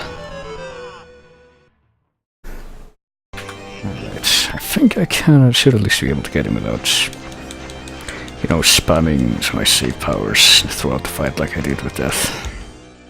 It does have something of a pattern to him at the very least. And I can dig it, and yeah, I don't know.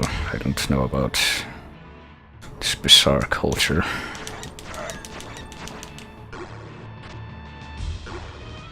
Well, I still don't know what the fuck the pattern is for when the bolts become electric, though.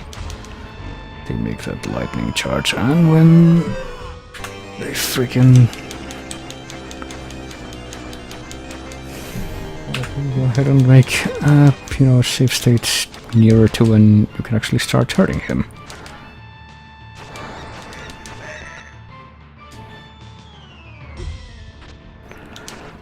So I still think you gotta get lucky sometimes to, you know, be in a position where you can actually dodge and not just get hit just because. Okay. Don't know if what some of the stuff he says when he's doing some of this shit is English or not. So I hear some very, very faint voice clips every so often. I think it is English, but hell if I know what he's saying. Burn, but that wasn't the burn move, that was the electric move. Tear to pieces? Oh, wow, I was not expecting to dodge that. But well, like one more move and I'm dead, one more move, one more hit and I'm dead. As opposed to, you know, the 50 times I have to hit him for him to die.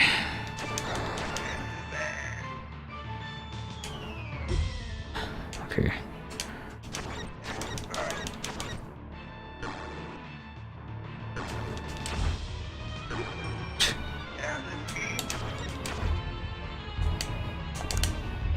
Alright. See, sometimes that stupid somersault move is actually useful.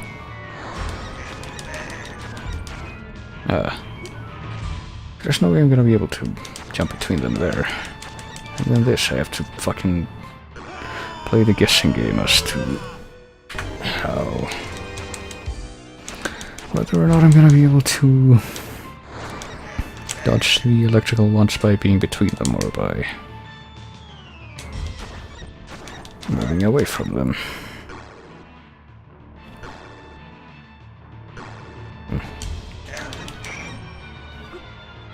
And then those moves quickly enough that there's no way I can dodge them unless I'm already... Okay, what? Okay, you can actually repel them when they're on fire by hitting them, maybe? Based on what I saw there, I have no idea. Alright, you can dodge that kind of reliably if you do the somersault, I guess. Like, I guess... or maybe with the cross, I don't know. Alright, there we go. How do you know I've somehow managed to kill him without savaging save states? And pretty sure that move where he sacrifices his balls was another suicide attack. Hardcore CB-thon without save states, I don't know, when I get good at Castlevania, which... at this style of Castlevania, which is probably never, or... well, I mean, I already did a bunch of games without save states. Difference being that, you know, I had infinite lives in those ones. Because I could actually activate cheats like that. And let me get the axe. I think it's time for the obligatory stage with the collapsing bridge. It's that time again. And now we got bats. That fly in very sine wavy Medusa heady patterns that apparently stop just to fuck with you. Okay. This bridge collapse is kind of slow to make up for that.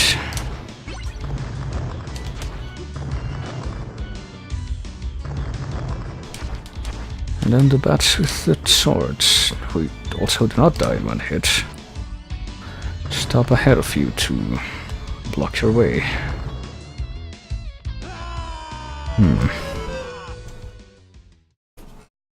Okay. Let's try this one more time. Should be some kind of trick to getting past them. Like even when they don't have a sword, then... I guess this is supposed to be a little nod back to Castlevania 1 and the bridge with all the giant bats at the end. Okay, this guy did not come from behind, I guess. Okay, so you can dodge behind them, but then you kind of get fucked because, you know, you're catapulted back to a part of the bridge that's... okay, you can kind of slow down, I think. If you're wily, you can stop in the longer segments.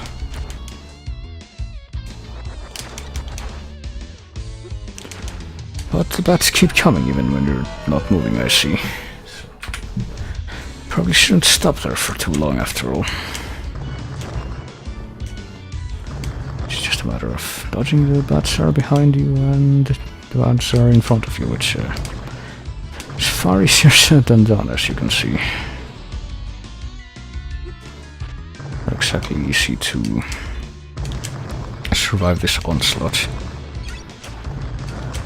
But if I'm right, like, is it also randomized, like, which fucking bats are in your way when you're going forward? I'm not really seeing a lot of consistency in that front. Alright, did I make it somewhere? I think I might have made it, okay. And a little bit of bloody tears mixed into this music I hear. It's a time to die, I think, because, well, for a couple of reasons. Mostly the fact that, you know, it's just a heart here. It's not even health or anything. Okay, there's a key, another key here, I'm pretty sure that I want. Oh, okay, there we go. I think this should spawn you back in this room, though, which I'll definitely take, since I'm perfectly fine with never having to deal with that bridge again. Which, I don't know, might happen or might not happen. I don't think it will happen, though.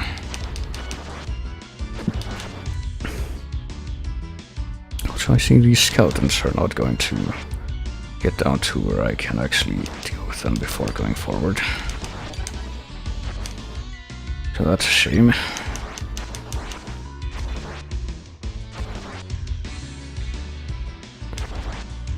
Oh boy. Okay, I'm trying to like jump and get on the stairs after I jump, which, you know, as you can see can be done here, but there we go. Oh, fucking skeletons, very wily skeletons. Ancient skeleton secret. Okay, let's see if we can kill these water ghosts and also, you know, note this gear over here. Which you can spin by hitting it with your whip over and over until it opens, and there's the guy with your key, and also you can destroy its babies for meat, which strangely enough is not bird meat, I don't think. It's just like a big slab of beef, and there we go, there's the key. So let's see if we can continue on here. Let's use the key item crush again. What does that do? I don't know. It doesn't do anything. It seemed to, oh boy, harpies. I forgot that these were here.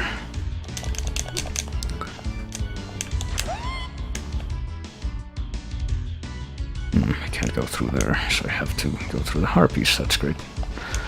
So they throw a knife at you and then they fly around like crazy and try to dodge you, and they're very successful, and then they kill you by grabbing onto you.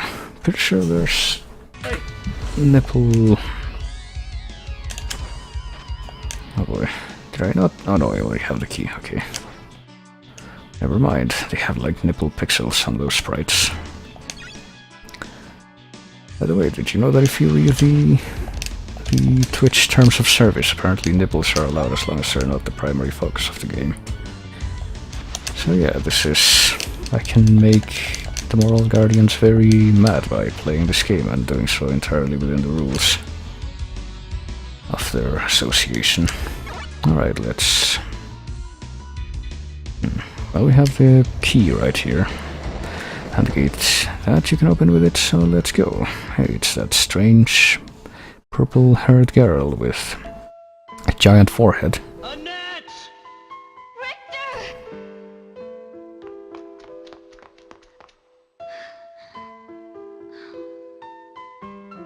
You aren't hurt?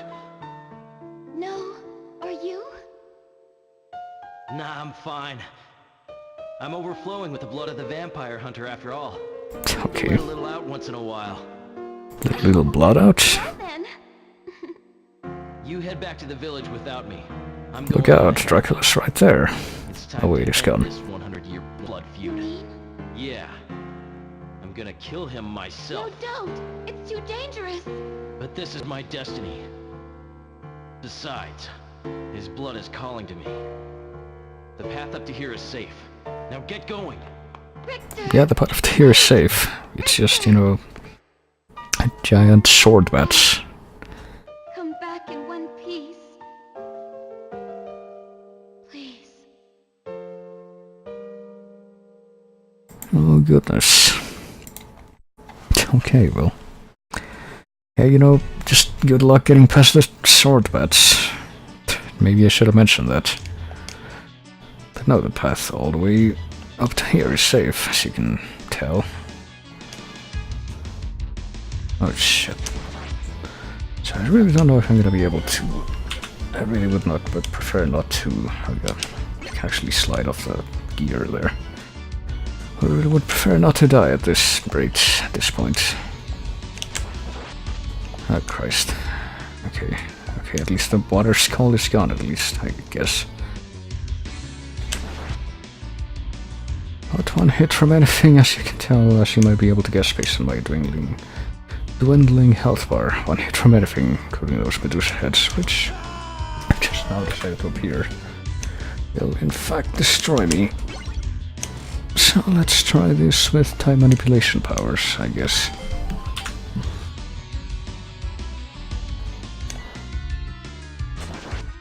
Okay. Should be able to outrun it just by the hidden gear here, but then another one shows up. Because having just one on the screen at a time is not sufficient. Yes. I forgot how I dealt with those before. As you can tell, I am no longer full of blood. It's my blood meter there. It's completely abandoned me and emptied, and now I am at risk of dying here in Dracula's castle from blood loss, and not for the reason you would expect. Oh shit, for fuck's sake, come on. Right, time for some more Castlevania birds dodging, and then maybe, just maybe, I'll be able to... Okay, this time I'm not being hounded by a water skull also, so...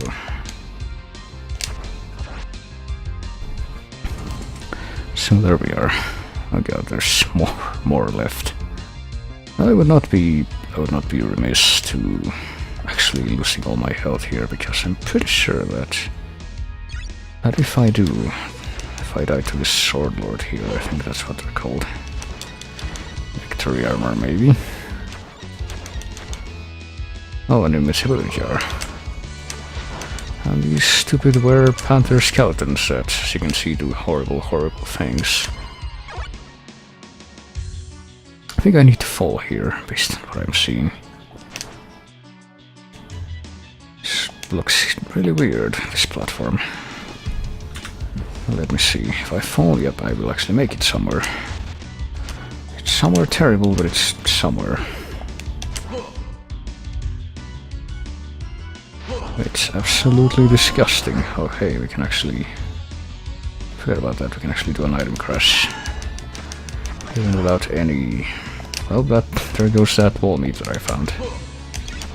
What if I take a different route, like, or... Try and have things go a little differently this time.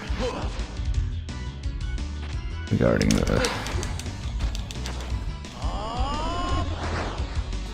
Okay, that didn't really make a difference, so did it? Actually, wait a minute. Let me just go ahead and suicide here, so I can see where I spawn. This is getting ridiculous, okay. You know what, I will definitely... I'll just go down here instead and... try and just... make my way through here. I think this reminds me of a part of Dracula X that actually played through not very long ago. That I guess is supposed to be like this part. Played through it not very long ago with, you know, unlimited health and unlimited lives, and also unlimited item crash. because fuck playing that game normally. It's not the worst game ever, but it's... compared to this, it's pretty lackluster. And if you had played this, I kid you not, it just makes you wish you were playing this instead. Well, unsurprisingly, I guess you could say. Oh boy, is he gonna hover below me for the rest of time and forbid me from going any further? Okay, no. There.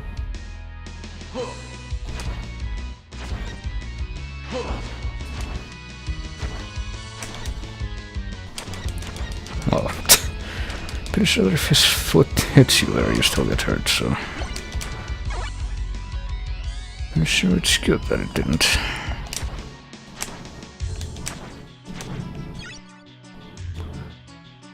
Also, is that a painting of a skeleton reclining there? I think it might be. A picture, maybe. This is 1793 or something. That's what year this is supposed to be. It's a mirror. Sure do hope nothing bad happens. Nothing bad happened, what do you know? Just as I suspected. I fucking hate those things. Or panther skeletons or whatever.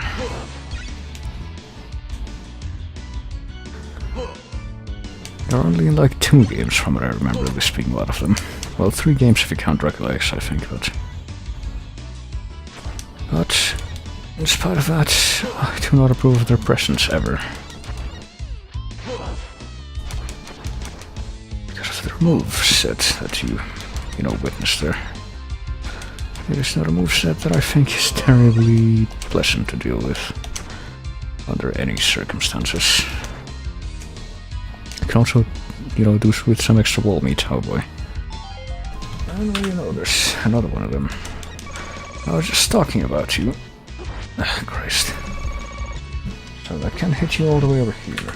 See, that's why I love these things so much. They're my favorite friends in the world.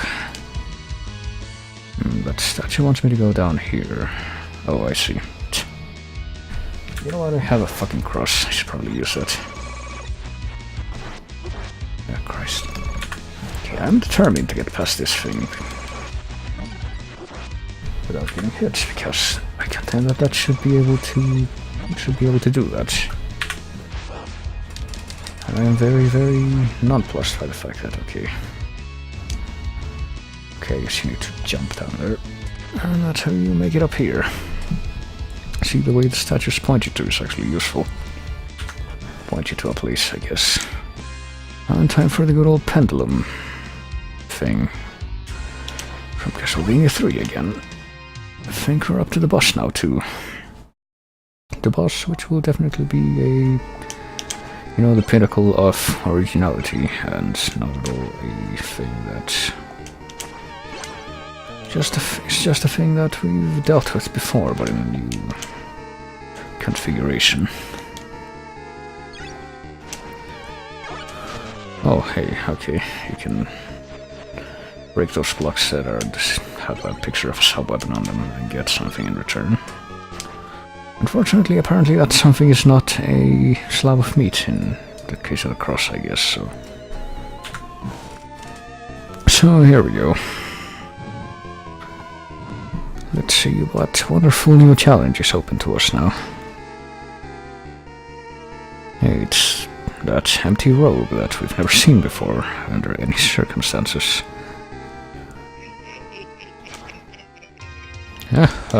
I agree, that is very hilarious. So is that thing, the dead thing from stage 1, that's... And the thing that I think is a dead thing also from stage 1. Actually, the other dead thing was from stage 2, wasn't it? Okay, yeah, let's try that again. Let's try dealing with Shaft one more time. I actually really like an axe for this boss, but I don't know if I'm gonna get it. So apparently there's just no sub-weapon drops here in this little pre-boss room. Which sucks.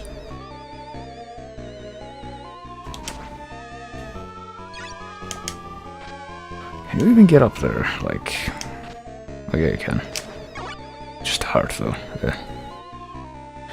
Okay, let's deal with Shaft again, or Shaft's ghost, which is, you know, the actual name of the boss, which, you know, keep in mind that this is supposed to be Shaft's ghost, because that kind of raises a few questions later. Like, not even in this game. Okay.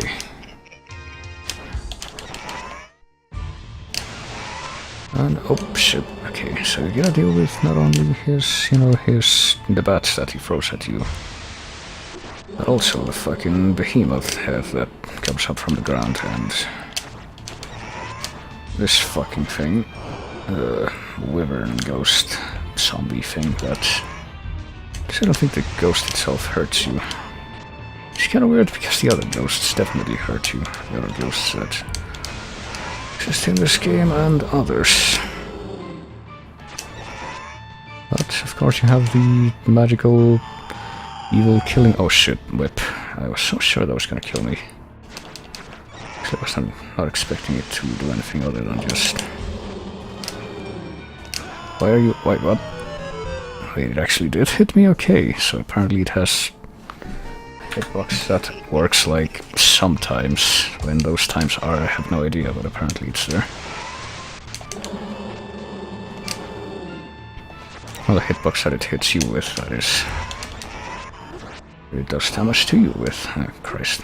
Okay, so I have no idea what to even do when the wyvern zombie comes down.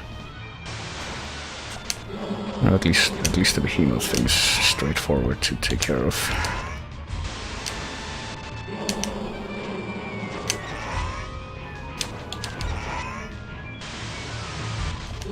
Well, not so much take care of, it's just disregard completely. Ah, okay.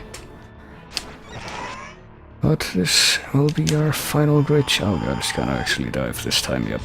And oh, it actually grabs you and takes you up there. I was not expecting that actually, oh boy.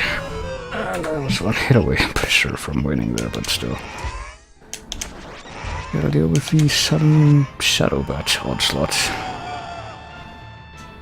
Okay, so if you go to the very, very far left edge of the screen, you might stand a ghost of a chance at not getting hit by the wyvern.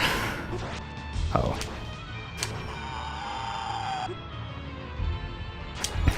Well, no, also that kind of scream that the wyvern does when it appears.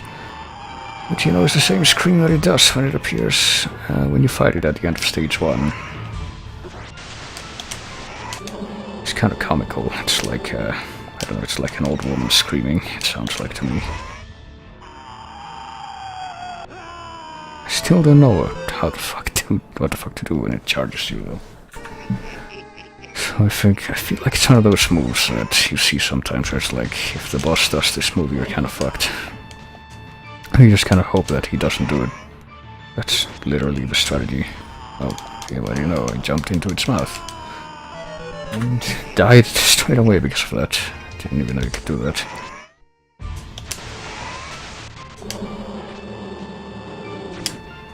Please come down here, okay. One day this will be, a red bird. Have you seen how... have you ever heard of Shaft? I hear he's one bad motherfucker, also we're fighting his ghost right now. Oh, yeah, apparently if you touch him, it does the same effect as if you touch the Dullahan's severed head in stage 4 or whatever. The Dullahan, which is supposed to be called Dullahan, I'm pretty sure, but I think if you look at his boss name in the boss tactics menu, it says Gansian or something. If that's like an alternative name or what. Well, Dullahan is supposed to be like this Irish, I think, spirit that's like the Headless Horseman almost. Or a Headless Horseman, I guess. Just a dude that searches for his severed head. Okay, I think I figured out how to dodge the wyvern's dodge charge. Not dodge charge, just dive, I guess. That's what I was actually trying to say. But my mouth instead decided to say dodge. Oh, there we go. No, not quite. What? Oh. Shit. Okay. Oh. Okay, I guess I survived. And then you can very, very faintly see the remains of Shaft's balls dropping out from the remains of his coat there. Cloak thing. So maybe that was not really him, but it was his balls personifying his whole essence, but... Okay, it's final, Bloodlines. Bloodlines, which is the name of Richter's team. Bloodlines, which help Richter discover this mysterious passageway that leads into a bunch of modding up here in the attic.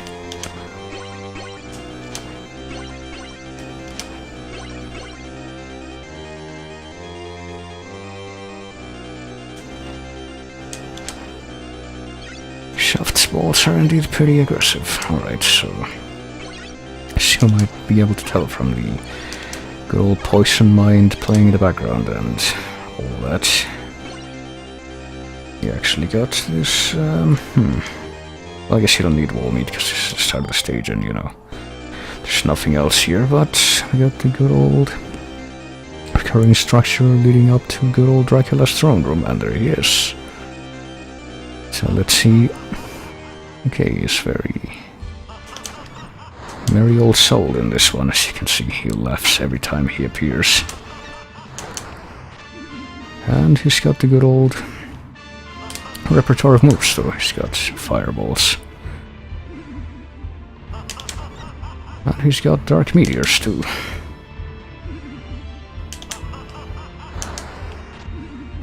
And at least, you know, because of the whole stage select thing, I've actually had a chance of doing this fight many times, so...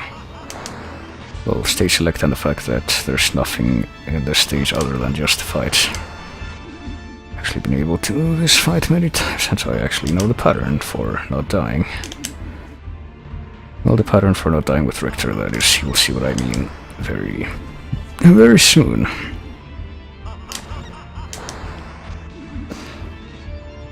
And you know, this is one of those, like, maybe 2 times in the whole game when the somersault is actually good for something. And I'm pretty sure this too is, like, I actually forgot to comment on it almost, but...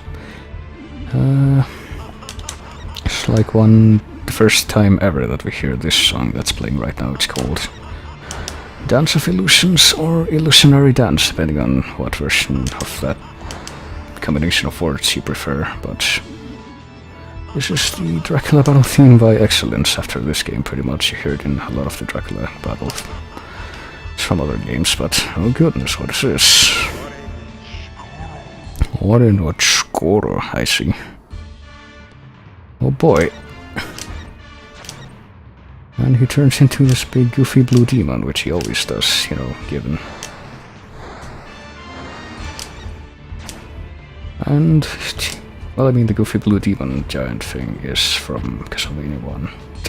It's still part of the big throwback to, well, part of the series of big throwbacks to that game that this has. And just like in Castlevania 1, he jumps around like that, and that's pretty much how you avoid getting charged by him. God, and I'm very, very much failing to hit the whip button in time, but I got an extra life as I killed him. Which is kind of a moot point at this point, because, you know, I just killed Dracula. It was huge compared to me, as you can see. Kinda makes you think.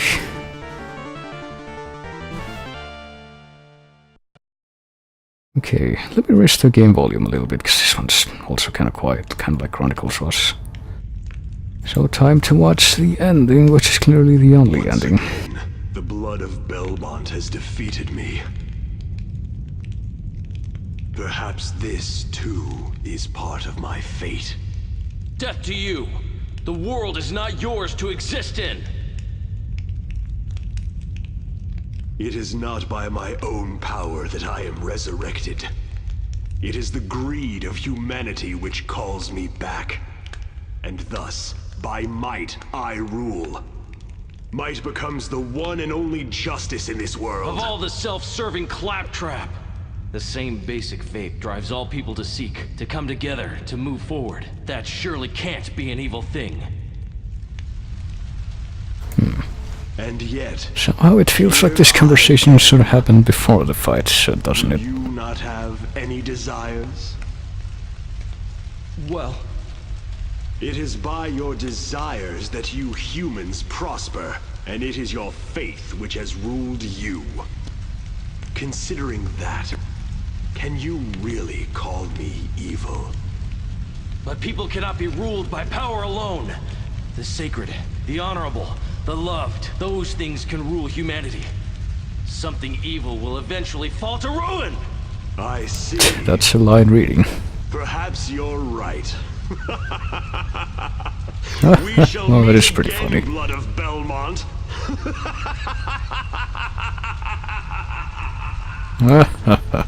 Okay. That cracks me up so much. It cracks the foundations of the castle too.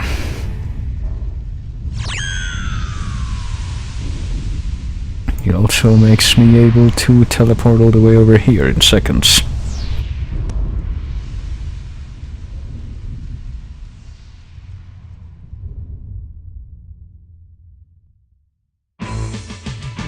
And well, you know, they do meet again, but okay. Rita Belmondo was that guy. Maria, I couldn't read the other name, but I know what it is. But what are all these other names that are showing up here? Mystery people that we never talked to. I wonder if that could have any meaning. You know, especially considering that apparently they have, you know, voice acting credit for them. Hey, RB was involved with this game. So was Kuro with an exclamation mark. Shingoti Yatensai and... what does that say? Akirupi something? I'm sorry, I don't know how to read stuff very quickly. Babito-ke? Babito-ke? I don't know. But, well, I sure am glad that there were people out there skilled enough to animate these beautiful anime cutscenes on this system. It must have been a chore, surely, in 1993 when this came out. Did we just get 2 rounds of special thanks? Axley Ueda. I think Axley Ueda was also in Chronicles, but hey, Iga was in this too, but it wouldn't really show until Pop the Top Wada. Okay. I wonder what Pop the Top Wada's influence in this game was.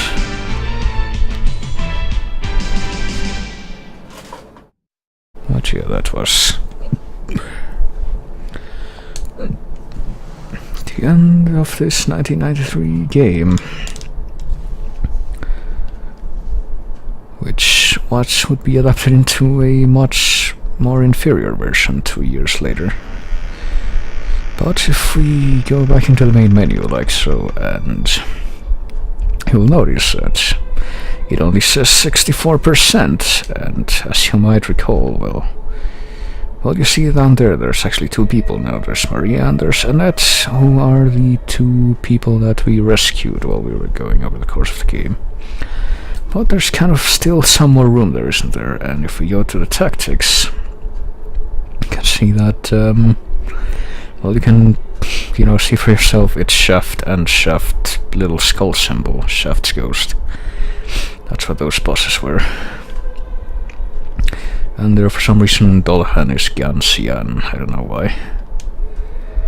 So it's time to, well, if you recall in the stage select thing, there's the last battle, but the stage progression map looks a little bit funny, doesn't it? And if we go down here to stage 1, you can actually see a route that's a potential route that we never did take, so something else we never really made use of is this player select thing, which We can actually switch to Maria now. And what would happen? I sure do wonder if we started the game with Maria selected. Here in stage 1. Well, for one thing, all the stage names are different, but... well, you know, you can... actually place Maria now instead of Richter, and... believe it or not, Maria is easy mode instead of... is easy mode pretty much. She has these animal sub-weapons. She has the birds, she has the cats, which she can sick on the skeletons and kill them, and like they don't even dissipate. You can still read Town of Algiba, as you can see. She has a few more things that make her kind of give her an edge. She has this move, well, a couple of moves, probably not good to read any of them on that screen. Maybe here. She can double jump for one, which kind of gives you a big advantage. And if you press the jump button, which I guess wasn't so good to do right there.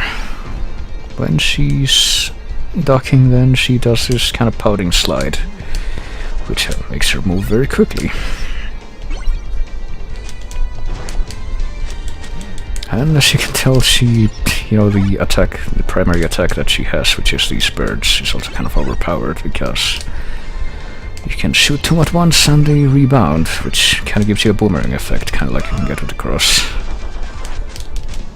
So, yeah, playing as Maria is pretty much easy mode, and if we pay attention to this completely inconspicuous wall over here again.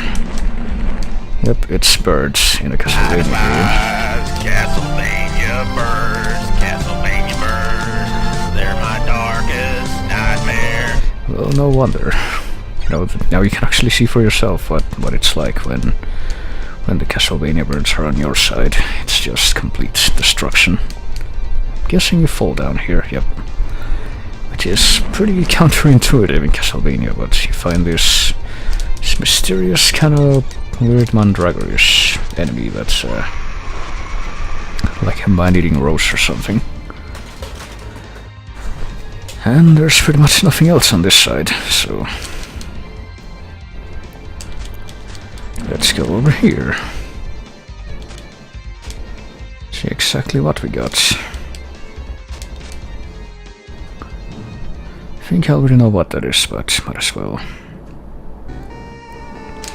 Hey, it's another pre-boss room with buckets going up and down in a kind of a...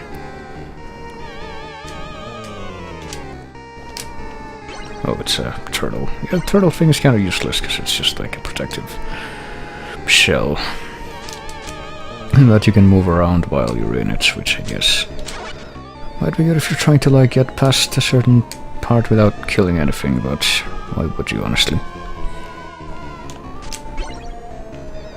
And of course you can't attack while you're... I guess we'll take this dragon over the cat. Because you see, the cat is land-based. I don't think the dragon is, and if you see the dragon goes over the UI even, the icon for it. So we fought the wyvern last time. What could we possibly be fighting this time? There's no indication whatsoever in the background or anything. Oh, well, you know, it's a big water serpent. It's a wicked water reptile. It really is, for once. And, well, you can see how the dragon works. It actually really hurts the enemies. Oh god. I think Maria, there's, like, the trade-off to playing as Maria is that she also gets hurt more than Richter does, but... like, I don't know, can you even tell with this game? There we go. Oh, that's the snake's suicide attack. I forgot it did that. Yeah, I don't know where the support is, but at least this one didn't collapse. And we cut her in a sand pose, I guess.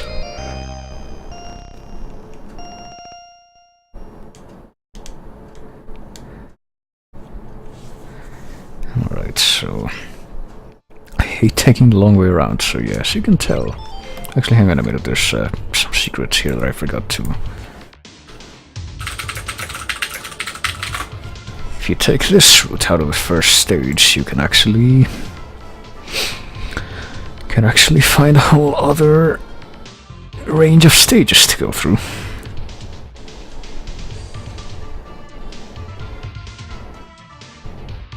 So hang on for a bit. Just gotta put this over here, I guess.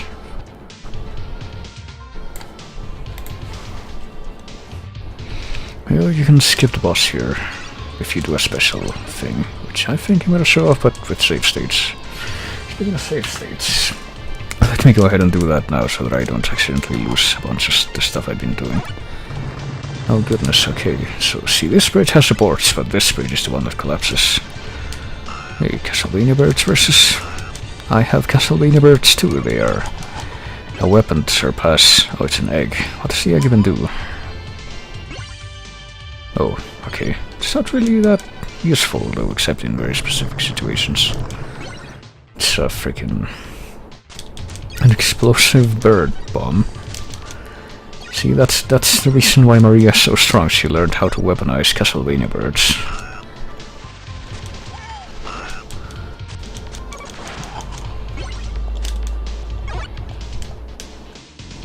Oh, you don't have to jump over that even. Which I guess makes sense, because, you know, you can go through the stage as Richter also.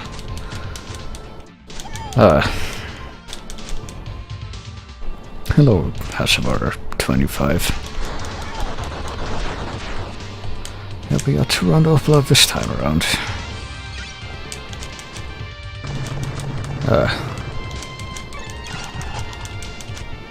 Oh Jesus. Well, this another wicked water reptile, I guess.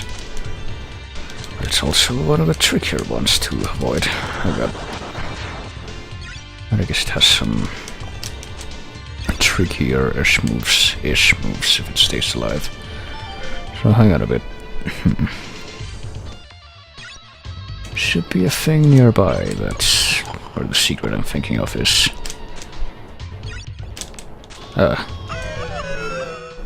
And it died too. Maybe I should have been using my, actually, you know, sub-weapon dragon that I have. Maybe that would have been a good idea. I don't think Maria can do item crash, so... Here's another problem with the wicked water reptiles. They can appear as the normal gargoyles back there. But when they turn into the living gargoyles, they pretty much do so instantly. Try to give you any time of warning to get prepared. Alright, so there's one more up ahead, that's, I think... Oh, I got an extra life. Oh, and I almost walked into that guy. Well, I did walk into that guy, just kinda got lucky that that did not hurt me. There we are. Where's the secret? It's gonna turn out that I already went past it and I just didn't notice. Oh god. Well, I guess it is. Yeah, that sucks. Alright.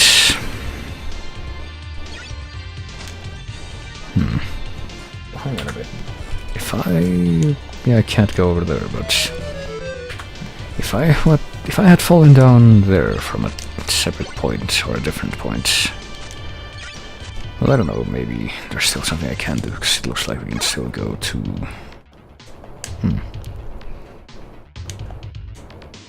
Still go up, but we can also go to the right here.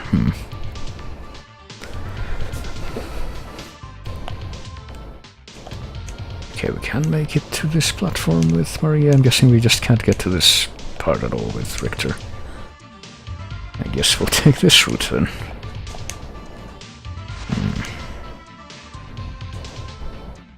Well, maybe I'll... Oh, hey, it's a big armor guy. Who's taking away more hits than he should due to our overpowered... Oh shit, okay. Bird attacks. Oh, he can do that, see. Actually forgot that this enemy was here, but...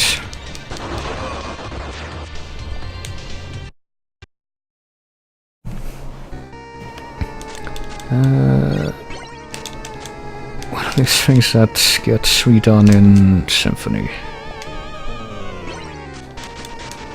Okay, and as you can see here, if you get food with Maria, it's candy instead of meat. But we made it to the boss of this stage. I wonder who it could possibly be. I think it's one of those enemies that's pretty much never really reprised in any form. Well, it's a bunch of Paranthropus skeletons which gets formed into the bone golem, as you can see. Okay, I figured it was gonna do some kind of range attack, but didn't even know what it would be. Okay. Well, something I don't know even after seeing that attack is how... What would be the intended way? Oh, it merges into a flying form now, because that would work. Bones work like that. Oh boy. Well, at least it looks like looks of it that the bone wings don't actually hurt you if you touch them. Well, guessing that dangling thing does, though. Dangling part. Yep, it does, and it does the thing where it changes your color schema and makes you go slower. So like the Dullahan's head and the Shaft's ghost contact attack that only does like sometimes for some reason. But this one does it always. Oh Jesus. And then you get put into situations like that where it's like, how do you even react to avoid getting hit by that? Okay. Apparently it does have a third form though. What could it be? I don't know, but let's throw Castlevania Birdside. Oh god. Oh Jesus Christ, that's not... Okay, you can actually jump on top of that thing. And the music looped. Reached a conspicuous loop point. See, it almost looks like some kind of rat king, like a bunch of things stuck together. To where it forms a different type of creature. And we released the dove to mark our victory over this stage. So let's keep going to stage 3 prime. Let's all be at peace. Cemetery, which has a unique music track, I'm pretty sure. Oh boy. Also note these gravestones here. And the bats that just won't stop coming at all.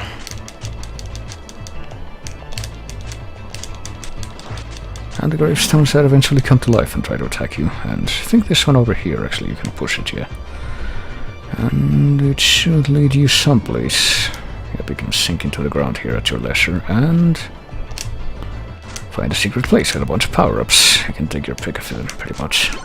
Oh, that one up. Okay. I think I better keep the bird, though. Okay.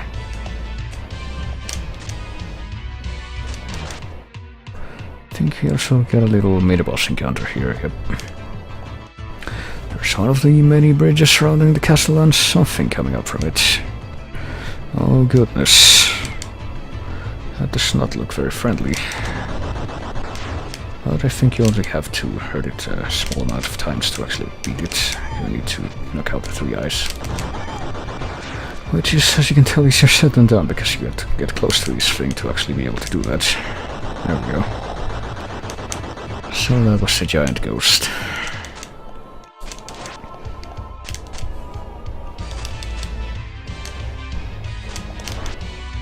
I am not amused by the very continuous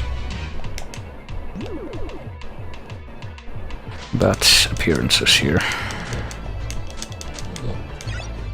And the Mudman too.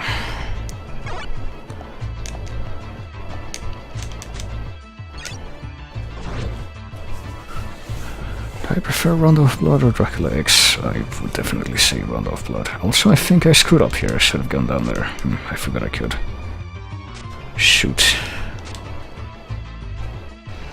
In fact, I think I will commit seppuku here, because I don't know if I even want to. Well, first of all, I want to find out if where I will end up if I do. You know, of course. And I would have to redo the bone, but no, forget it. Time to commit seppuku a few more times so that I can restart this stage, I think.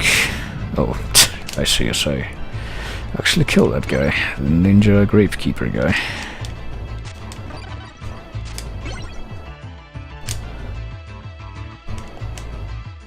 I think there's also a secret boss in this stage, from what I recall. Well, secret in the sense that to actually reach the end of the stage, or you can actually reach the end of the stage without encountering it, and actually would be the thing that happens if you don't go out of your way to look for the hidden roots. Oh, I gotta commit seppuku twice more.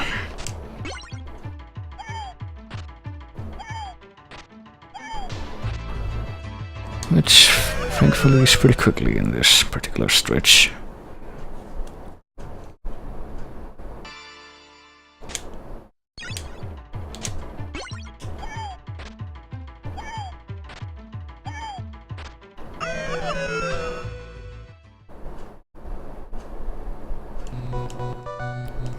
Oh yeah, and as you can see, the game over text, which I guess goes under the dragon bone,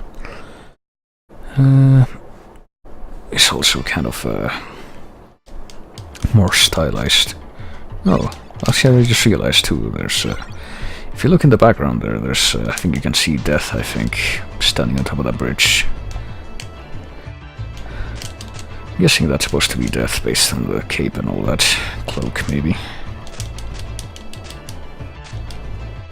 So it's kind of like those trees in Mario Galaxy that you see that look like people looking over you in the background. Skybox graphic of a stage. So let's go ahead and go down here again. Don't think I'm gonna take any more of these.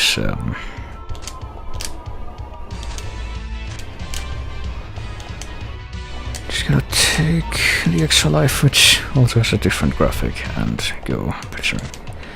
Want to keep this bird as a weapon.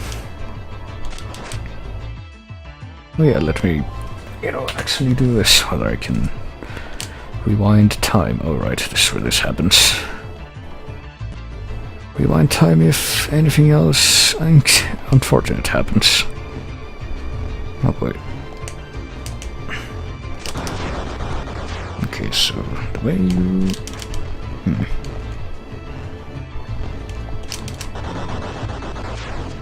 Oh boy. See, I gotta get on the left side of this thing now, but... Okay, there we go. Actually managed to get past the giant ghost without getting hurt for once. Oh. Oh well, there's... I guess this is just to account for the fact that there's a mini-boss right before you get to heal. Yep. Oh boy. Okay, well at least that skeleton was dealt with by the stage itself. So let's actually go the correct way this time and not just jump the gun there. Let's actually take the lower route. Because we really want to take the lower route. Because there's somebody down here, as you can see. And actually need a key to rescue them for once, but here we go.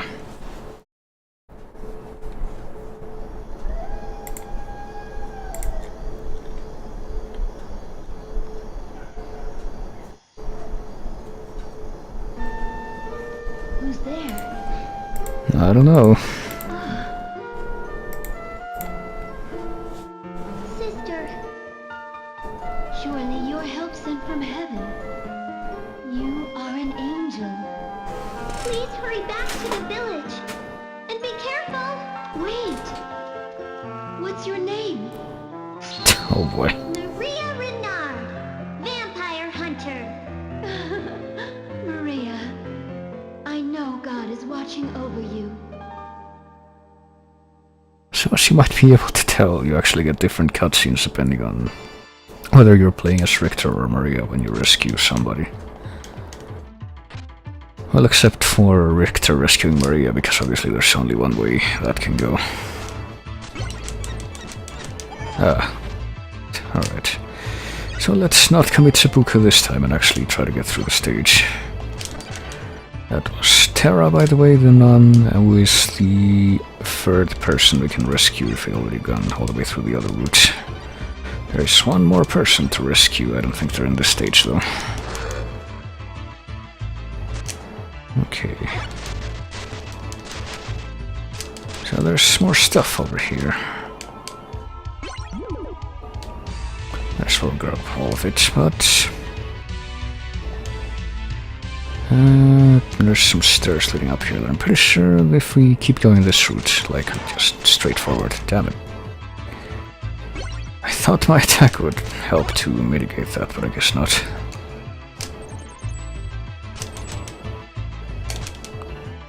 Can actually find a normal exit of the stage, but if we destroy that one thing, and then fall down here, I think. Which leads right back down. Oh, we land on it. I forgot about that.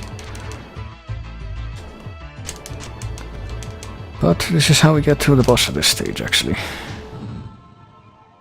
I think it's gotta be right here. See if we can heal at least. I don't know. I actually don't remember. Would certainly hope so, though. Oh, that's just money. Okay. Money and a mouse, which runs off into the wall.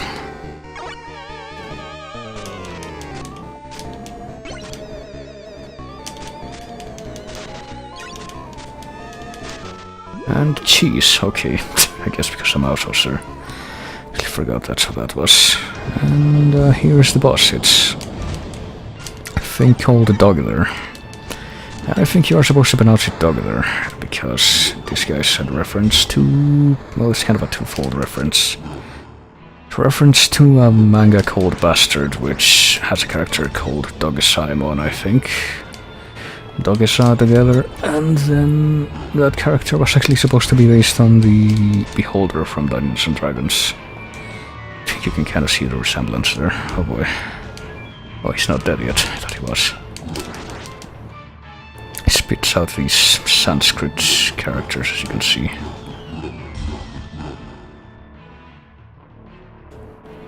And that's his suicide attack that he does there. Oh, I forgot he actually moved after he completed that. Oh well.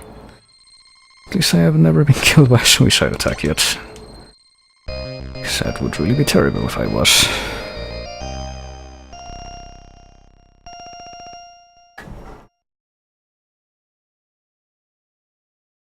So off we go to stage 4, Prime the Final Divergence. Oh yeah, this. And if you listen, the background music for this stage is called Slash. And it's actually one of my favorite background musics in this game. It actually gets reused in a much later game that you would not expect it to be used in, I don't think. Mostly because most people did not play that game, I don't think.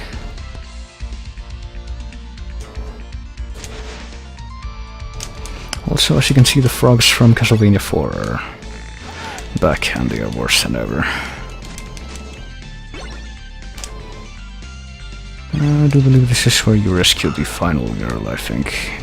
Actually, let me check real quick. Oh, that's gonna work. Because I don't remember exactly how it works. It's here in stage 4 Prime. In the second part... okay.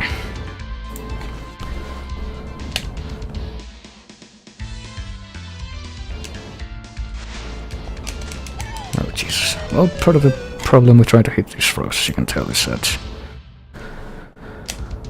they're so small that they're actually hard to hit.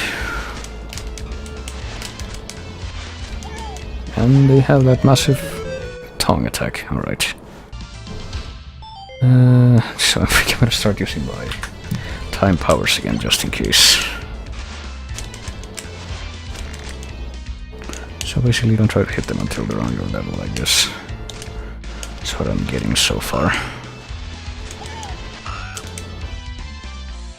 Also watch out for the crows that double around. Come on. Ah, shit. Saw that coming at least.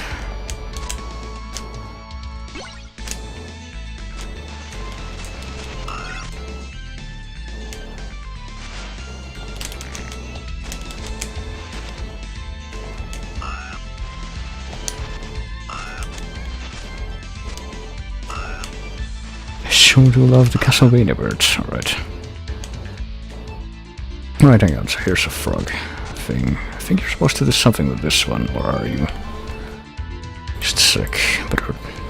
Better double check this. The second part of the stage, okay. Probably not this one, but should be some more frog statues coming up.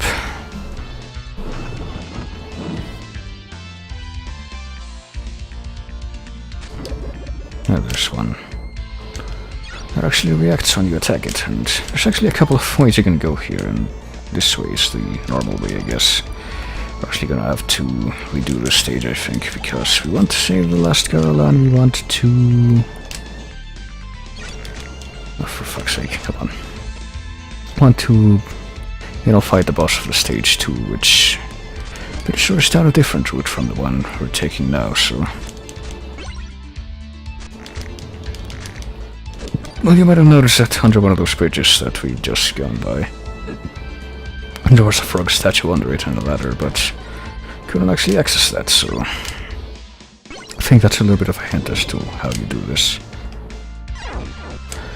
There's 2 frog statues, one at the beginning and one at the end of this area, and once you've activated them both, you head back there.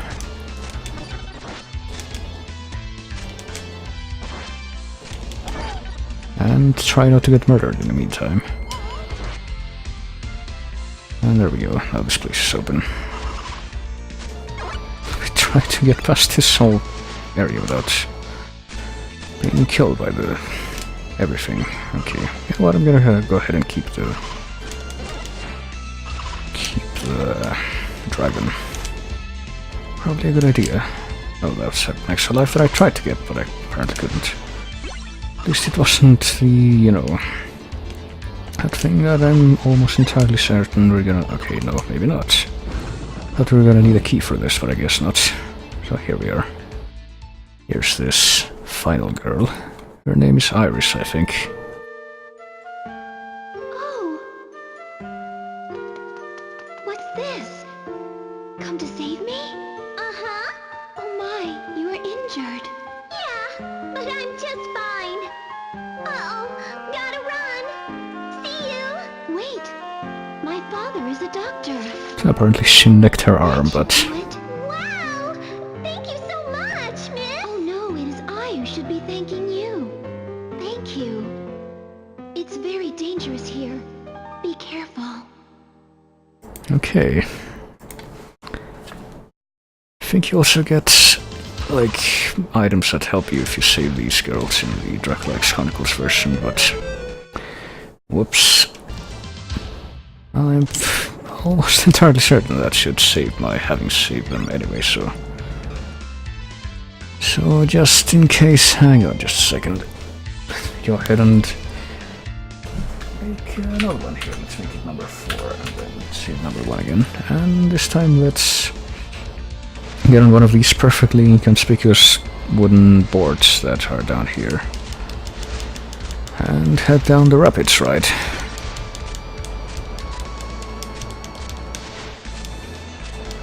With these skeletons trying to catch up to you from over there.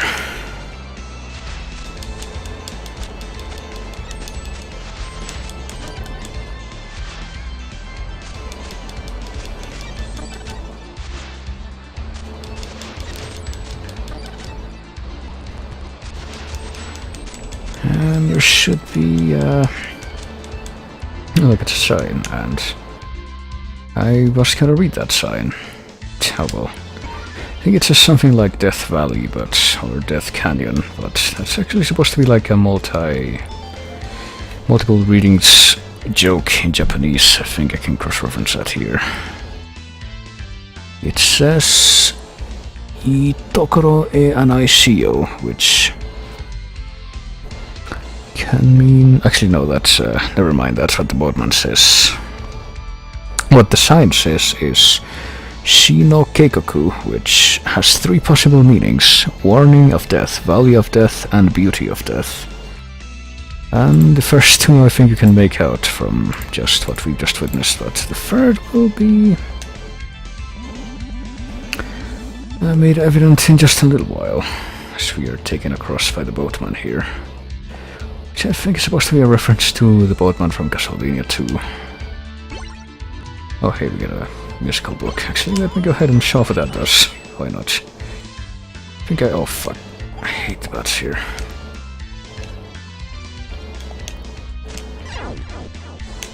I do not like the bats here.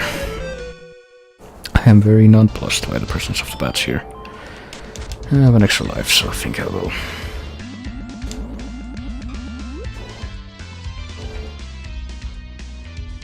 I will go ahead and allow that.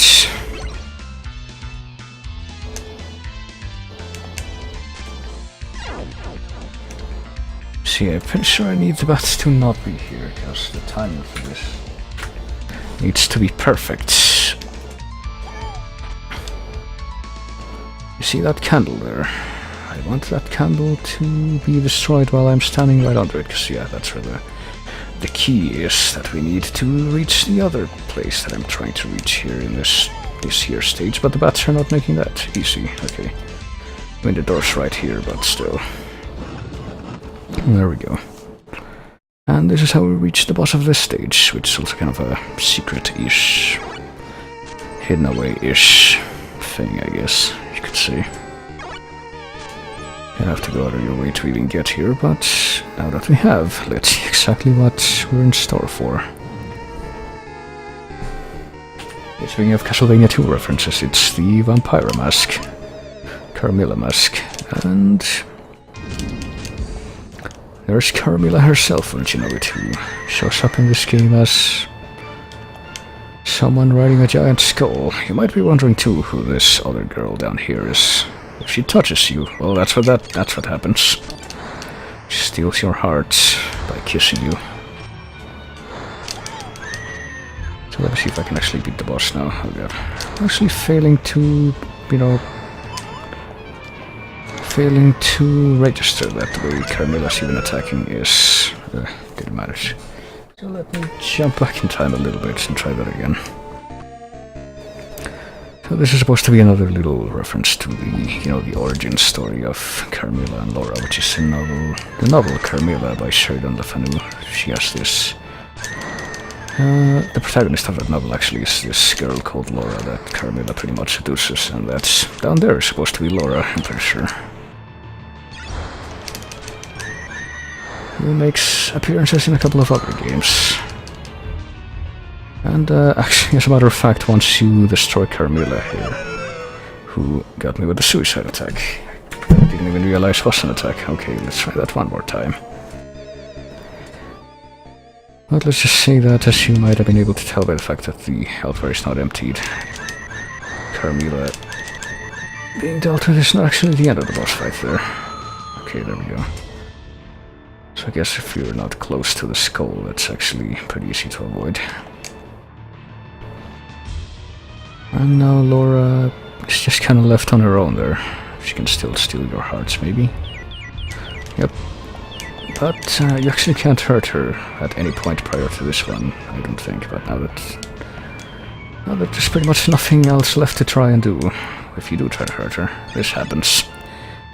She turns into a ninja cat girl for some reason. That's certainly a different characterization.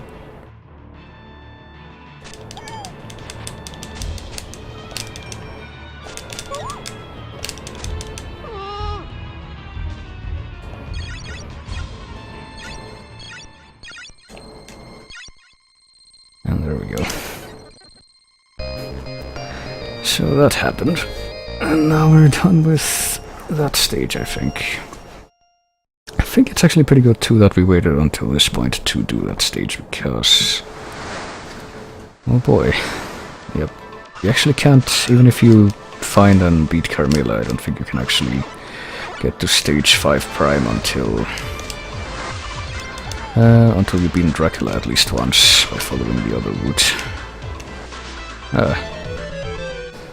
Also, I think I'm gonna lose my... okay, I have no extra lives, so I'm gonna go ahead and seppuku again here.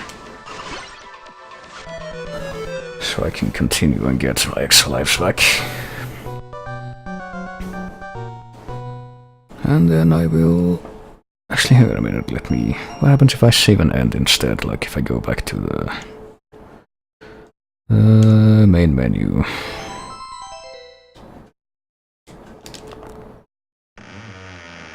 What will my little profile thing say? It's 96, okay. So I do have to clear that stage.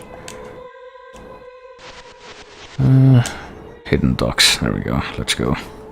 As you can tell down there, there's the, well, as you can see, all 4 of the rescuable girls are there now.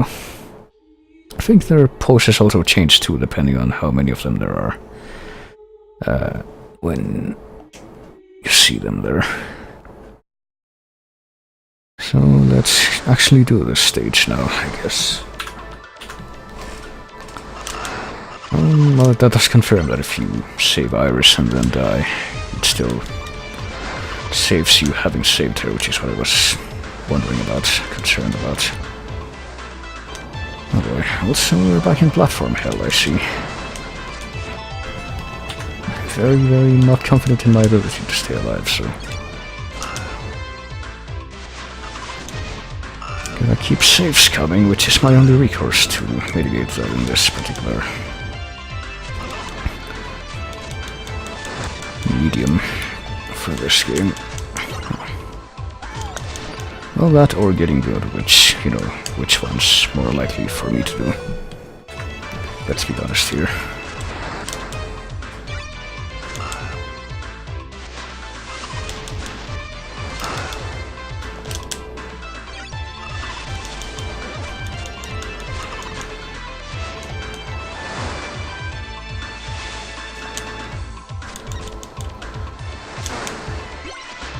Okay, that guy just jumped off the edge. So how do you just gotta wait for the platform, I guess. Not kind of jump the gun like I did before. Oops, and then slide off the edge of the platform like that. There we go. I thought that was gonna be... Alright, so it's gonna take its time to get here after I load the stage. Probably keep that in mind. There it goes. And this time I didn't just slide off like a moron. Okay.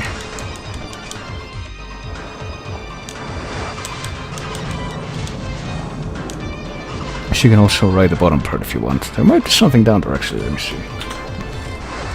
No. I don't there's no any more platforms to never mind. It was just right at the end. It was unfortunate timing. I think what happens actually if you try to access this stage, alternative stage 5, before you beat Dracula at least once, is that death kind of takes you away to the normal stage 5. Something like that. I don't think I've ever seen that happen, but...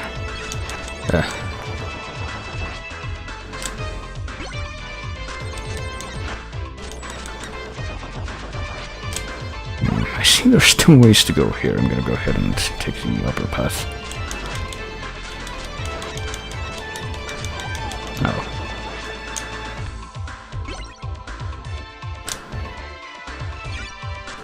Oh jeez, it's the rusty axe armor. It's kind of funny because the normal, the normal axe armors in this game that you see a lot of are actually referred to as the old axe armors in later games. These guys. Guess they're new at this point, but they're comparatively old in the games that take place after it. That's what that's supposed to mean. Hello? Oh. Oh goodness. Okay, we got 2 big sword knights here. Guess we're gonna have to deal with them. Ow.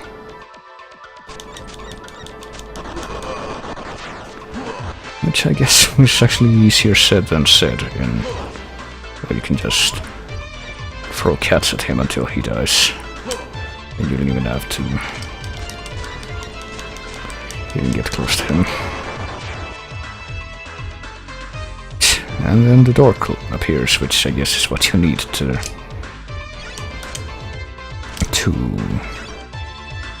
leave. There was no door before, and that was stopping you from leaving, but now that there's, Now that there's actually something between you and the exit, now you can leave. That makes a lot of sense.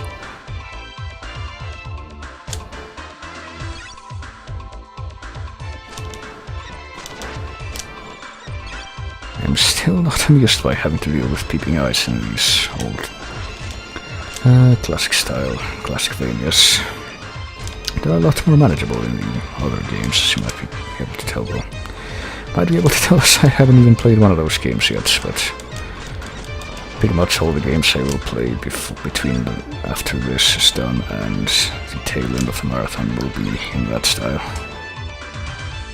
I don't remember all of this. I don't think I actually did this route. Like I think I might have gone through this stage on my own maybe once. I don't think I did this route, I guess I did the other one.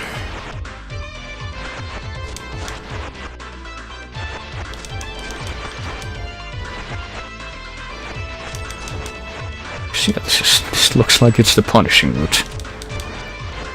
Might have read about that someplace.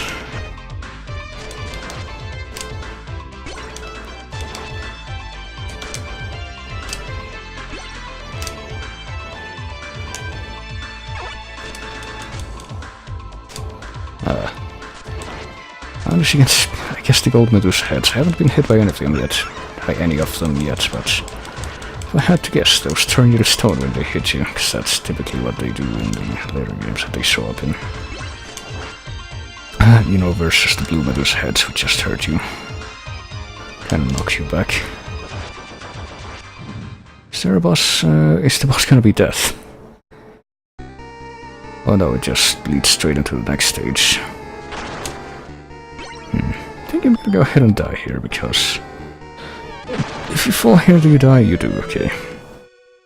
I already shown off the stage, the alternative stage 6, I guess, or stage 5, and that pretty much marks the end of the alternative route, I think. I mean, maybe if you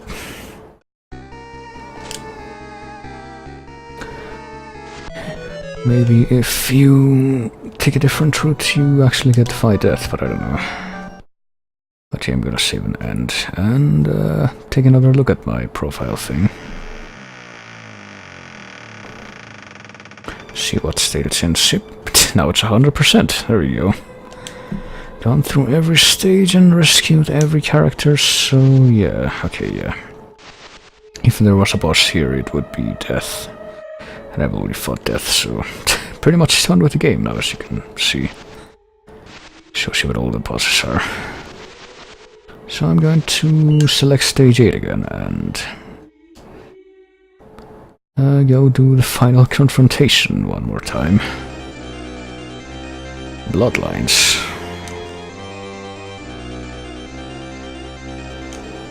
Also gonna hit the invisible walkway here that leads to the big money room.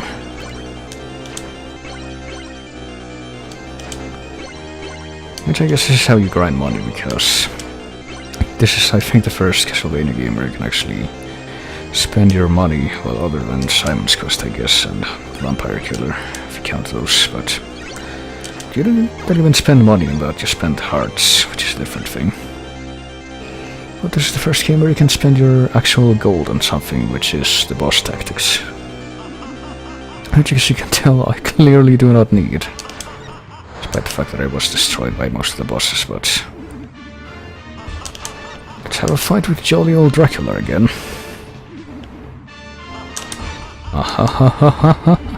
There's actually a couple of ways you can avoid his fireball attack. Second one's trickier though, you gotta time your whip. Strike as soon as the animation hits a certain point, I think, is trickier to time, so I just decided to favor the hit him as soon as possible and then somersault tactic instead.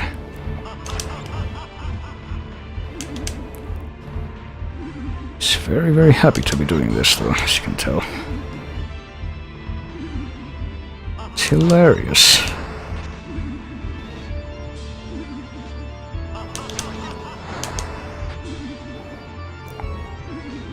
See, at least it's the somersault technically makes it easier, I guess, because you know this tactic where he throws the fireballs and then the dark meteors, something that he uses in a lot of other Castlevanias where you fight him with a Belmont.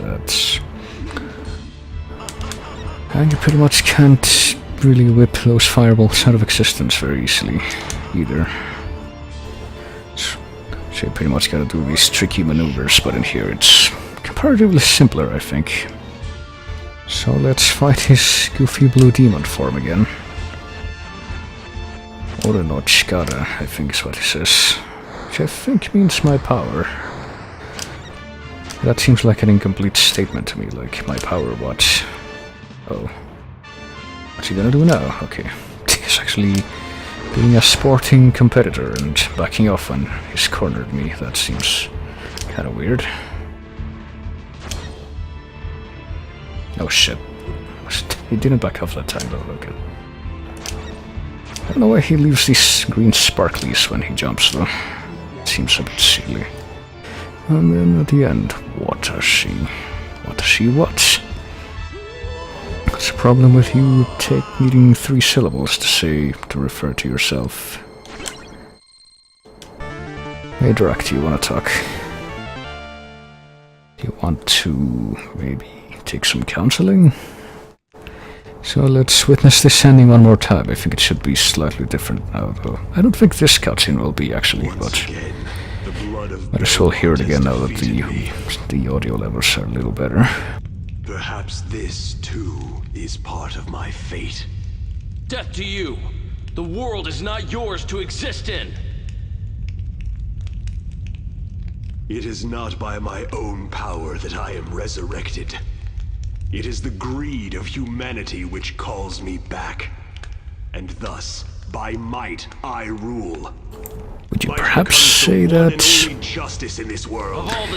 Perhaps say that you were told here by humans who wish to pay you respects.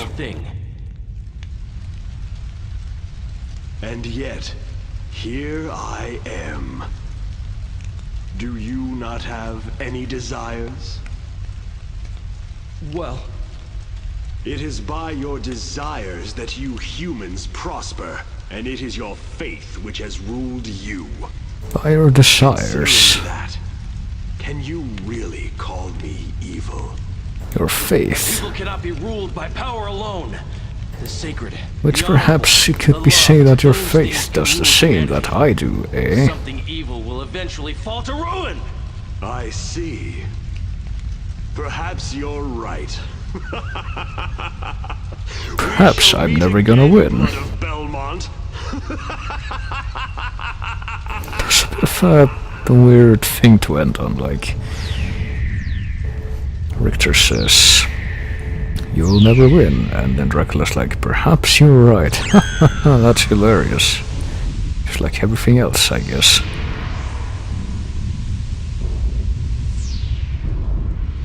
That really tickles my funny bone. So yeah, this cutscene's pretty much the same, but if you save all the girls, you get to see their faces in the credits. That's pretty much the only thing that changes, I think. Look at all this anime.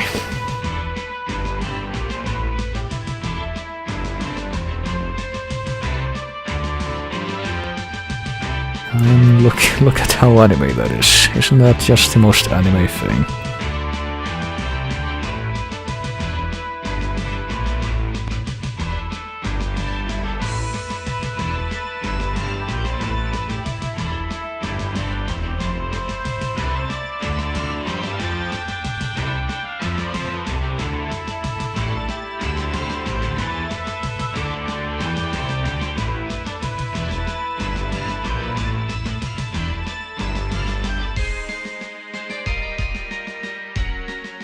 Alright, so... well, we're not quite done yet, I don't think. There's still one last thing I wanna do before I conclude this cacophony of sorrows. Oh wait, that joke's not quite timely yet.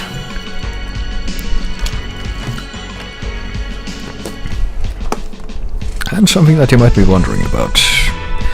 You know, when you see this ending, when you see the ending cutscene, when you see these credit sequence,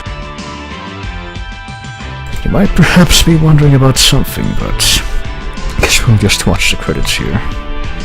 So where is Pop the Top Water? Oh, there he is. Did think that he would show up.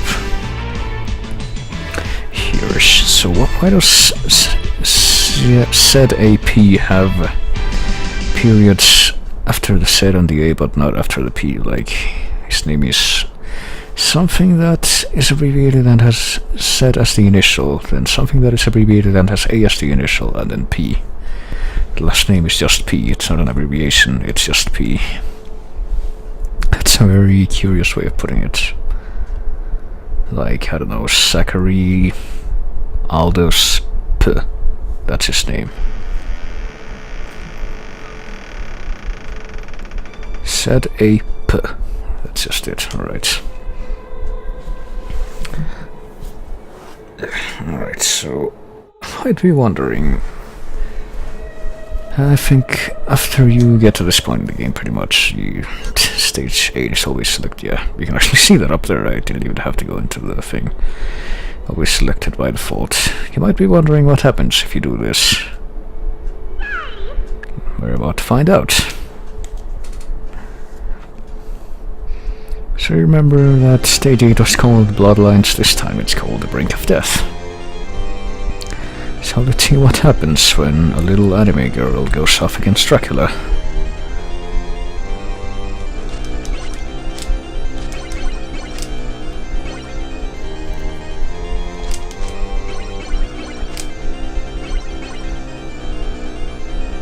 Clearly she stands no chance, as it was pretty tricky fighting him just with Richter, right?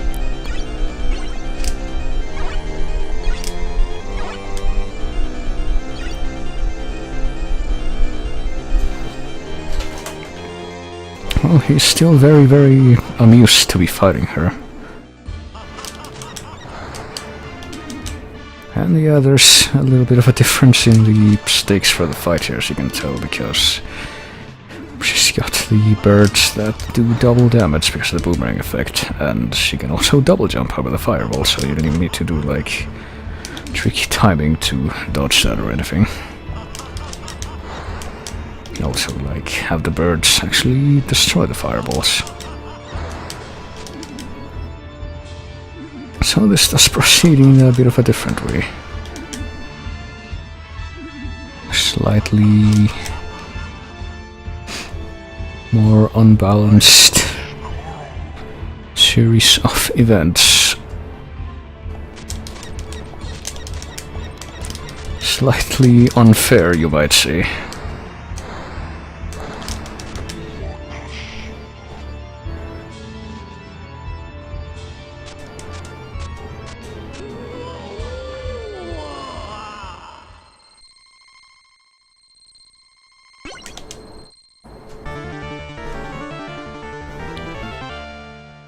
And of course she would take that opportunity to try and do a photobomb thing. So let's see exactly how this is gonna go now. Once again, the blood of Belmont has defeated me. Except, you know, she's not a Belmont. Except by is part of my fate. being It's your fault. Richter's You're so mean to everyone. sister-in-law or something. It is not by my own power that I am resurrected. It is the greed of humanity which calls me back. And thus, by might, I rule. Might becomes the one and only justice in this world. I don't understand what that means. No matter how complicated you make it, a bad thing is still a bad thing.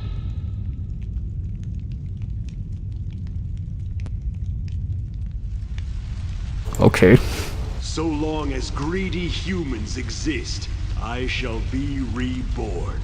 You're dodging the point, That's Dracula. all you need to remember.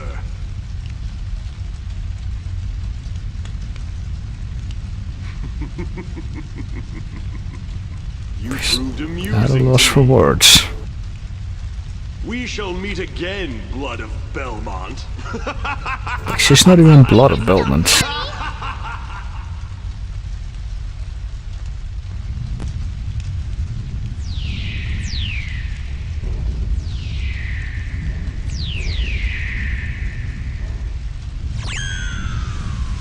Except she's not quite as skilled at teleportation, as you'll see.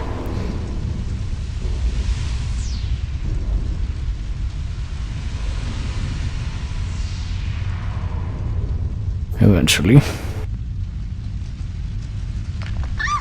crumbling! Everyone, run for it! Quickly! There's all the animal sub-weapon things. Gotta have the whole full-on anime ending, I guess.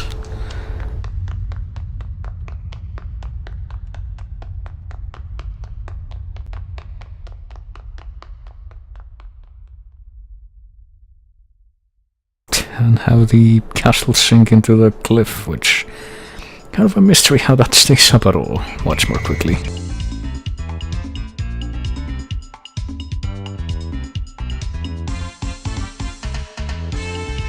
So yeah, that's Rondo of Blood.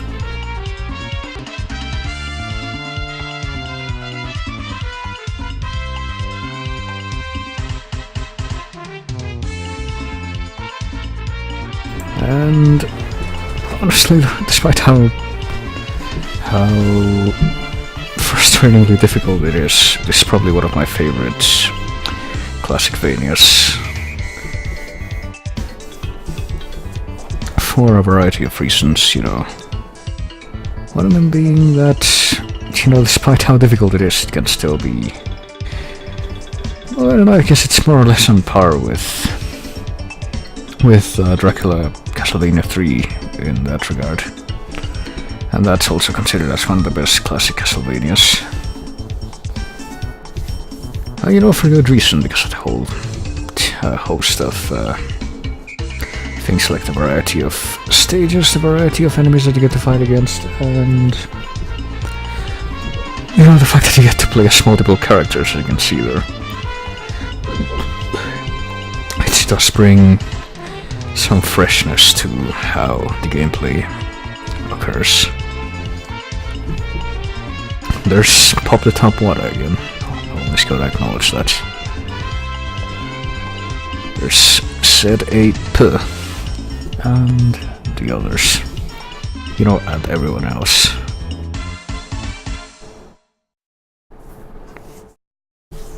And that was the true ending, I guess. You know, there's something that I kind of wonder about this whole thing. About, you know, well, not about this whole thing, but about something that you can potentially access in the game that I've never actually managed to access. And that is if you go into the... yeah, you can see. You can see I've got 345 monies from going through the game, I guess.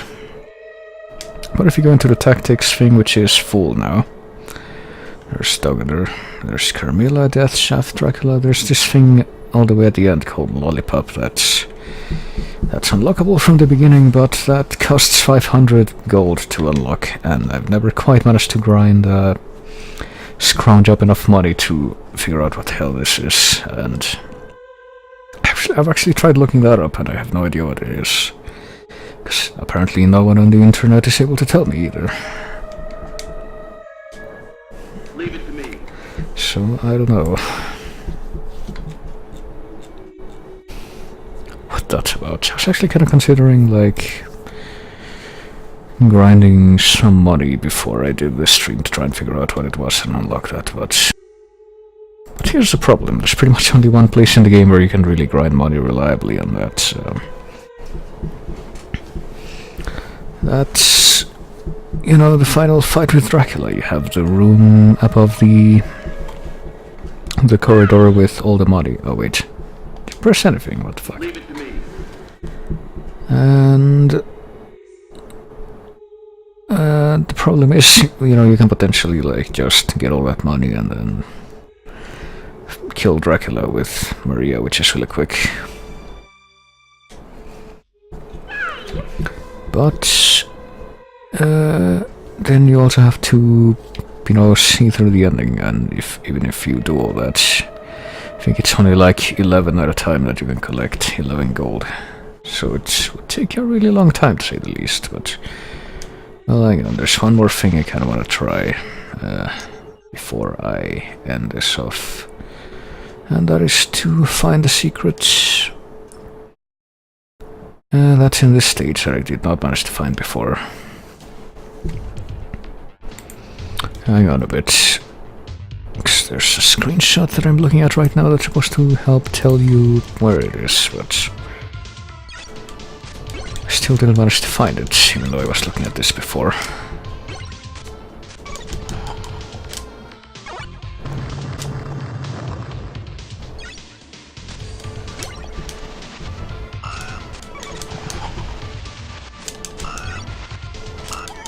Oh. Why do I never manage to use my Castlevania birds against those effectively now?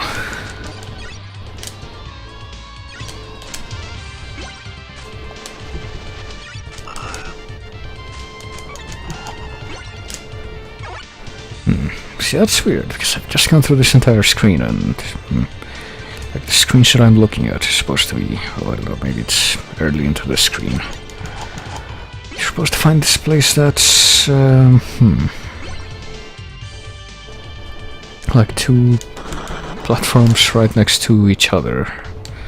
And then there's, okay, it's that one right there, hang on. Okay, if I fall down here, there we go. I can find this secret. I can't believe I didn't find this before. It's because it's so easy to miss. I will guide you somewhere new. Be on your guard. So this is kind of like, you know, in Castlevania 2, as I kind of mentioned, I think the boatman character is supposed to be a reference to the boatman from that game. Takes you across the dead river if you have Dracula's heart. Is something like I will take you somewhere new, but only if you show him Dracula's heart.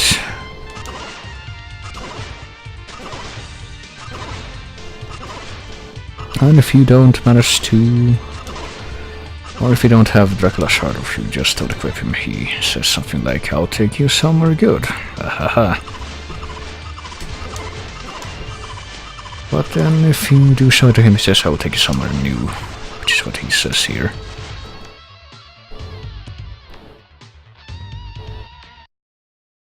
And if you manage to survive that boat ride, you make it to the next stage without having to fight the boss, which is the Bone Golem, or is it? I think it is the Bone Golem, yeah. Because the boss at this stage is the Dogger. But yeah, there you go.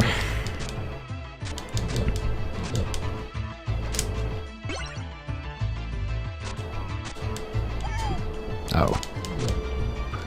But yeah, that's pretty much the only other thing I wanted to show off, I think. Like, because if there's one more thing I could do is like go back and show the...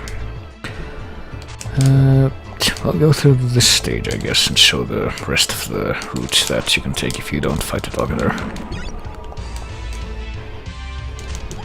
Ow. Ow.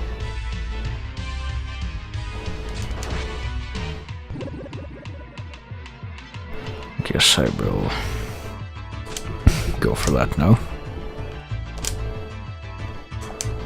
Go ahead and take the dragon with me this time.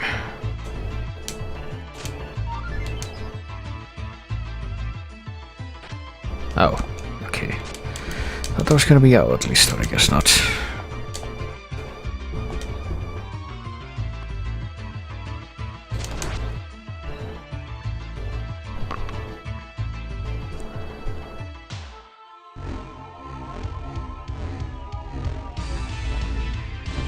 Alright, let's take the spooky giant ghost out again this time. It actually worked, how do you know?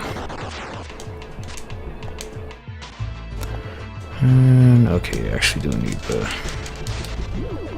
food.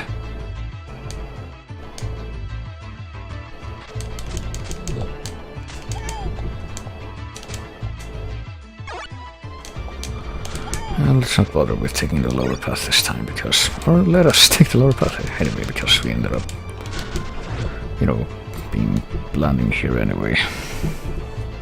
Even though theoretically it would have been easier to take the upper path instead. And if we go down here to where Terra was, that was the nun's name. Should I actually find a Gravekeeper inside a candle? Okay, I forgot about that. I think I kind of half remembered that something like that was here, but I forgot exactly what it was. Gravekeeper who, as you can tell, can destroy you. Alright.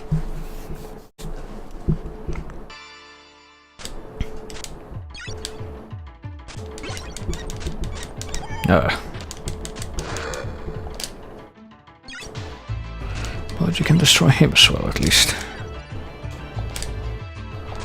So let's not bother with going over there this time, I guess. Or let us bother, because I think there's some extra food there from what I recall. Which I will definitely need after dealing with another one of these guys.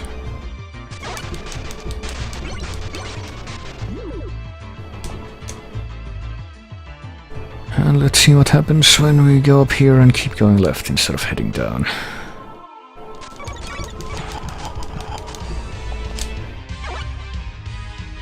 We can also show off what happens if you use the turtle power-up. There you go. This is what happens. Protected from attacks, but you also cannot attack yourself. Pretty much gotta break out of it before you can actually attack.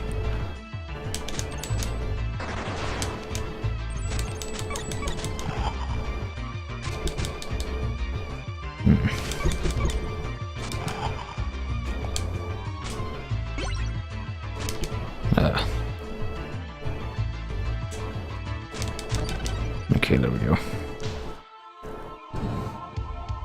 Oh boy, there's some hands. That's... guessing it's no good if they catch you.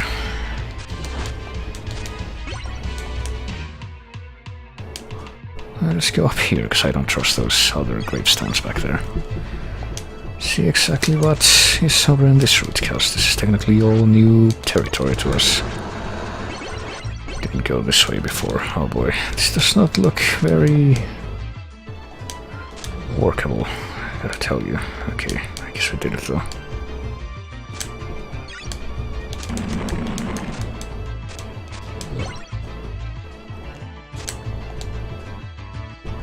Oh boy, okay. See, I don't even know what to imagine what it would be like trying to get through this part with Richter. And if we get to this, I'm guessing we just leave the stage. Or not. Oh yeah, that's right, we get... I forgot about this, we actually have to fight the boss of another stage. And, hey, take a look at this. We can find a giant cake in the wall where the giant slab of meat was before. This is where the George Washington skeleton was. Yep.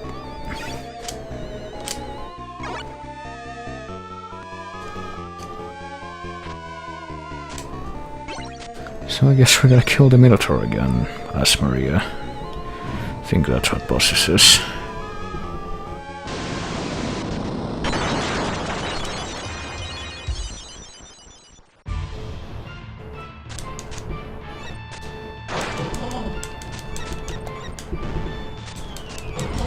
Minotaur whose moveset was recycled for every freaking game after this, so it's not really difficult to predict what he's gonna do if you're familiar with that.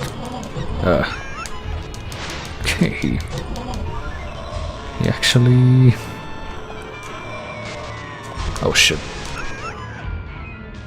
Okay, apparently you cannot stand on the hand of that statue. That's actually really inconvenient and misleading that it would have it outstretched like that. Oh well. So that was a great victory. We managed to find a secret exit to stage... alternative stage 2, and then went through the other route in alternative stage 3, but now we're back in normal stages, so... So no, I'm sorry. It's time to reset this, I guess, so that we can... Actually, where's this thing? Or we could relive this, you know, I could always just... put in the wrong system card and see what happens. Even though I already know, because it's one of the first things I did. as I was starting up the game. But who knows, maybe some people here didn't see it.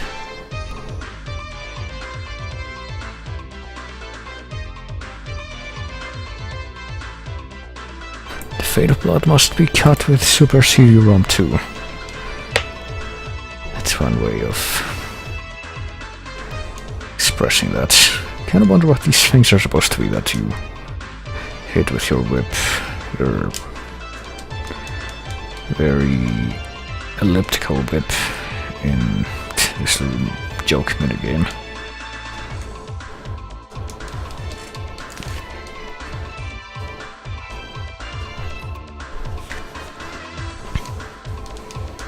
Oh man, how did we go from this to pachinko? I have to wonder. I really have to wonder. Alright. But we can also hear this song in the normal version of the game by going to alternative stage 5.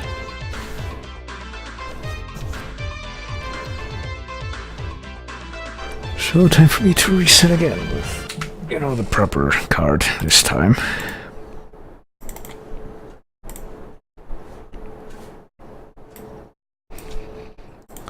And get back in the game for a little bit. Even though I don't even know what's left for me to do in the game now, I guess I'll figure that out and then end it, cause Vor langer Zeit lebten die Menschen. Für lange Zeit lebten die Menschen something. Etwas. Entschuldigen Sie. Was ist diese tödliche Waffe? Es ist Dracula, es ist nicht.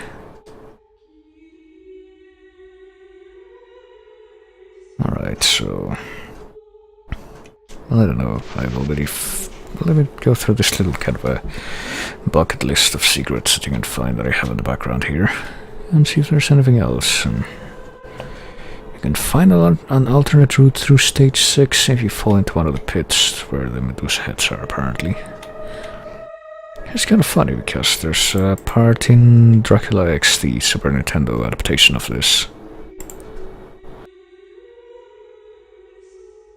Where there's a part where you're pretty much jumping across a bunch of very small platforms over a huge pit with Medusa heads coming at you every which way, and if you fall you actually go to a different stage.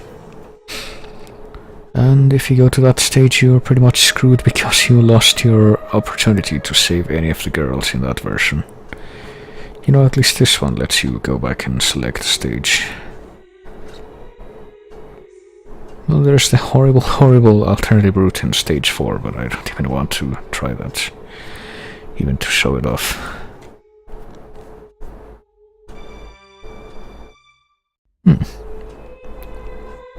Also, well, apparently there's also like an easier version if you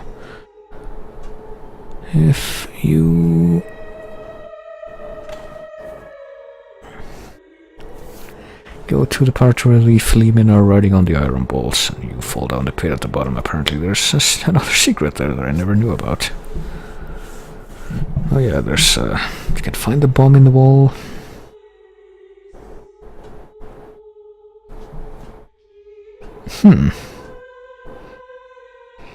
The bomb in the wall, and you can't actually go to the hidden docks area.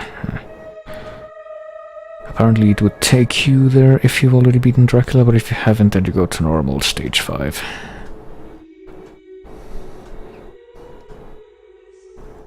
And then there's Carmelas, which I already did, saving Iris, the secret area and the ship.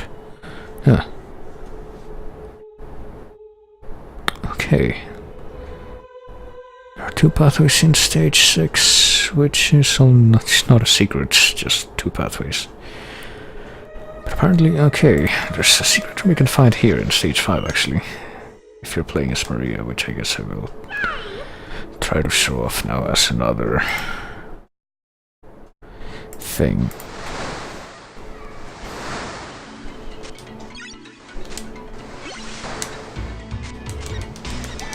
Oh, thought I was gonna die already.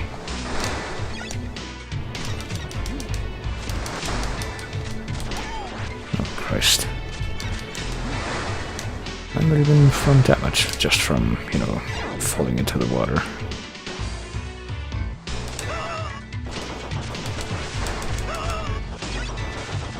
So if we go here to where the machine is, where you can find an extra life with Maria, which I did not do before. I only played this stage as Richter before.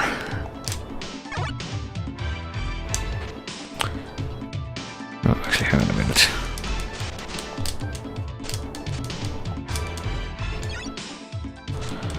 You can actually find meat here if I recall, but you need to... Or it's a hamburger, okay.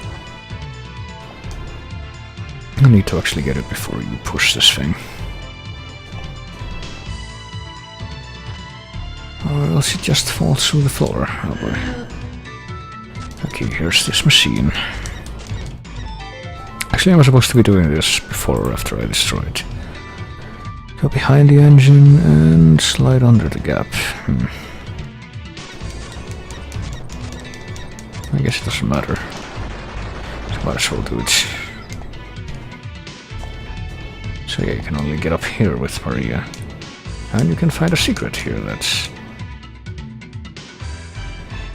I guess only available if you do this with her. I think you end up in a room that doesn't really have any purpose, but he was just left in the game for whatever reason. Yeah, here we go. Little dummied out area, I guess. There's this thing that doesn't look like they finished the textures for it, and doesn't do anything. And... oh, I never realized, actually. Well, maybe I did, but I forgot about it. She actually starts getting, like, fidgety if you don't do anything. But I guess you gotta hold up first. She kinda does this weird pose for a moment, and then she starts doing that. And yeah, that's another little secret. No clue as to the significance of it. I think I actually remember reading about this in an old website called Flying Omelette many years ago.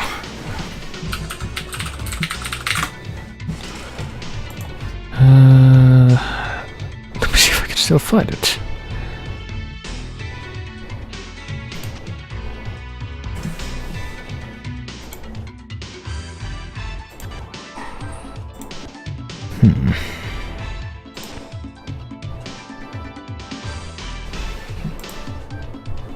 Well, the section is easy enough to find, but gotta find a specific page that... Well, there's a page that makes mention of, you know, the Castlevania 3 intro and the bad world filled with evil thing, but...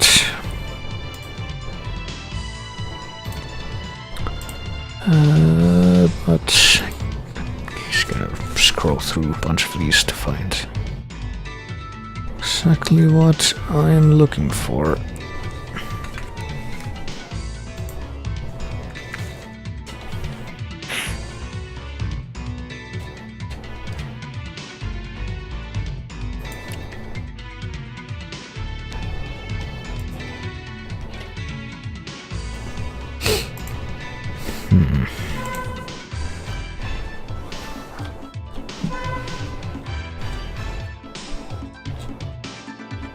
There's also a note on how, you know, fight topless Medusa in Super Castlevania 4, and they removed the nipples for the international release of that.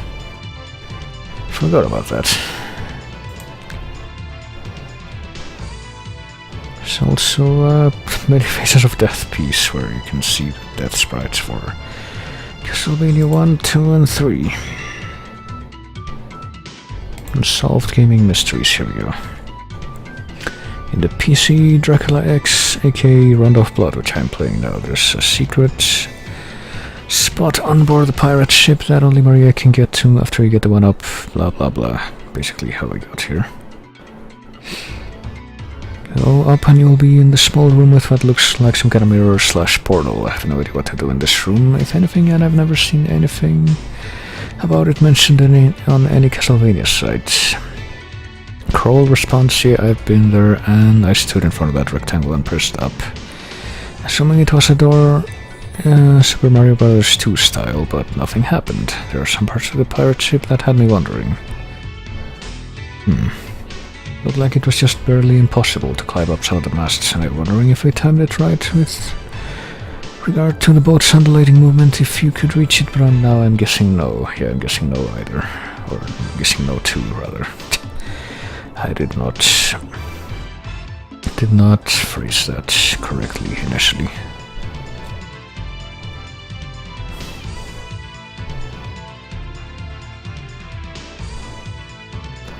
But yeah, that's one more surprise you can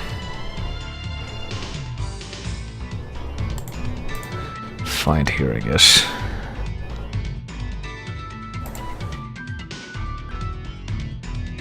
What purpose does this serve? We will never know, I guess. We can stand in front of it, I guess, and maybe a convenient backdrop if you want to cut out Maria's animation there. You know, the background is all one solid color, and it matches up with the width of the sprite pretty perfectly, I think. But beyond that, I have no idea. But yeah, that's another weird mystery.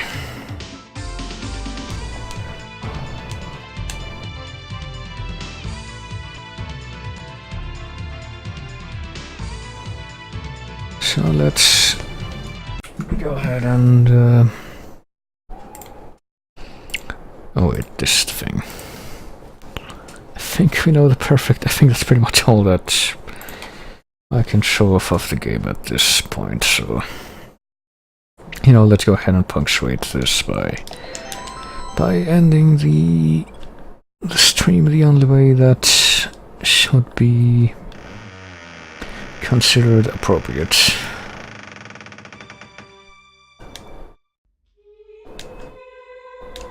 Let's go.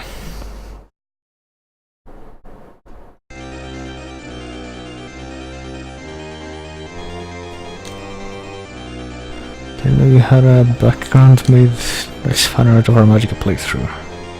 Did I?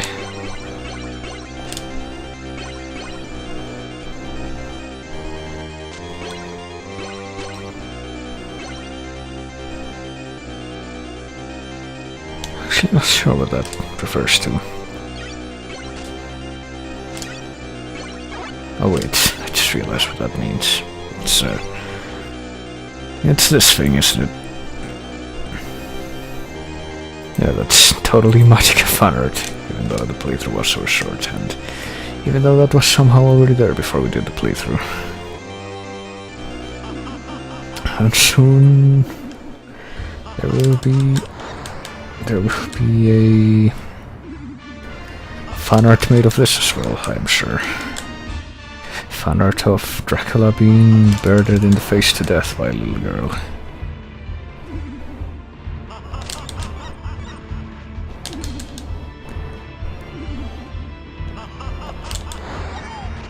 Hey, she got actually hit by the fireballs for once. So weird. Well, who knew that Dracula was so susceptible to having the bird flipped at him?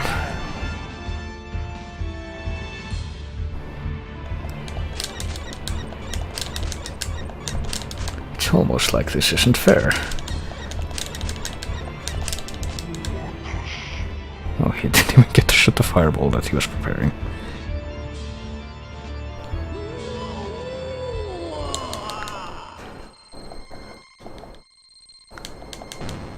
Oh, didn't quite manage to catch that.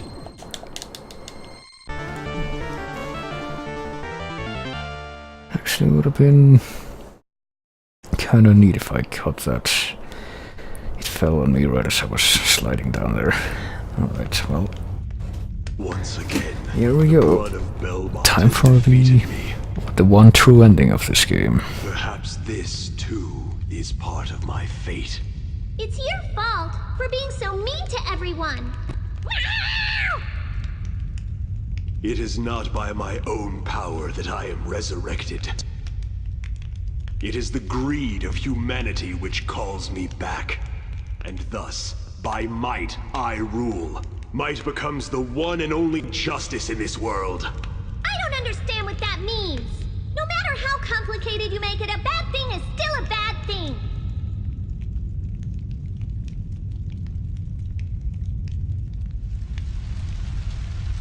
So long as greedy humans exist, I shall be reborn. That's all you need to remember.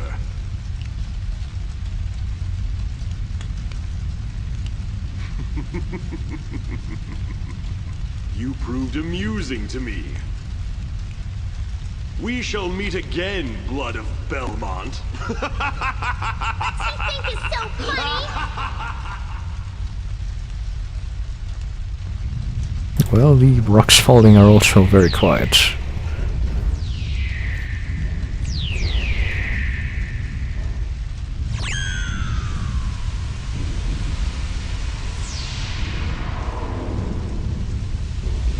Also, I sure do like how it focuses on this beautifully rendered castle graphic for, you know, long enough that you can take it all in.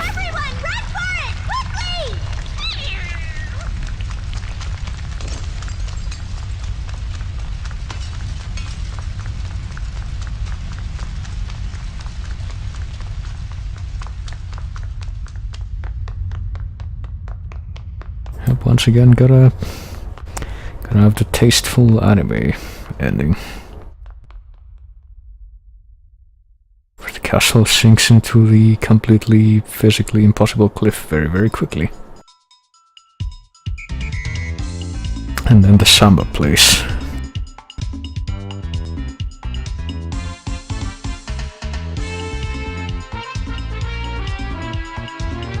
Maria Renado is what her name is written as there.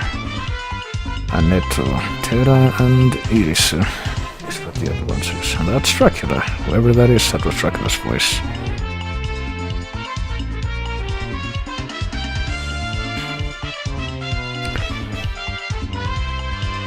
So yeah, once again, the Rondo of Blood. Well, it's probably, well, I don't know, I want to say the stage select thing, or at least the saving your progress thing, is... I'm pretty sure that's not something that was introduced with this game. Because if you recall, the first ever Castlevania release, I think, was on the Famicom Disk System, which did have the saving capability as opposed to, you know... as opposed to Castlevania 1 on NES, which did not have that. Gotta beat the whole game in one go, not even a password or anything. So that's not unprecedented, but I think that also kind of helps punctuate the fact that this is kind of the transition game for me, I guess. The transition game between the two eras of Castlevania, which is why I put it where I did in the list of games.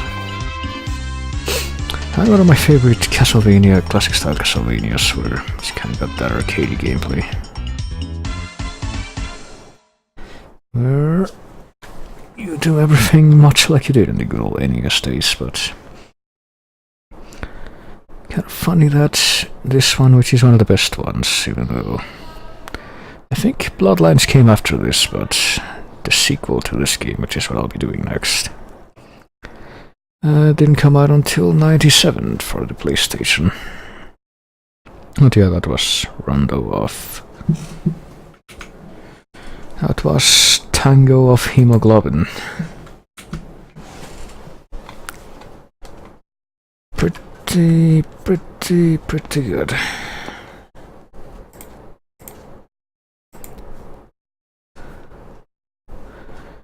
So... well, it's not even that late, but I think this is a good time to end it now, because I've been going for a while, and I pretty much shown everything I wanted to of the game, but something tells me that, you know, for the foreseeable future I won't be Probably will be taking at least 1 or 2 hours longer on each Castlevania stream I do because of the changing style of the games that are to come. And fittingly enough, tomorrow, I think. Yeah, tomorrow's Monday. I actually kind of considered not doing anything today because of stuff and doing this tomorrow, but I figured since I got everything in order, might as well do it now. But yeah, tomorrow I will be continuing the marathon with the sequel to Rondo of Blood. It's a totally underground game. You might have heard of it, maybe. It's quite possible. It clearly has no pop cultural identity other than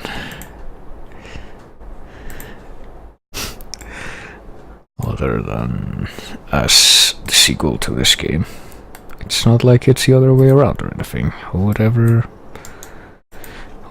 suggest anything like that? I certainly don't know.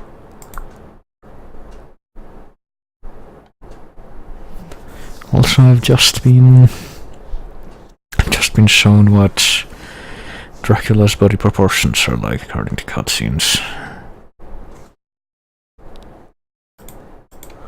So I kind of want to put that in a place where I can access it. There we go.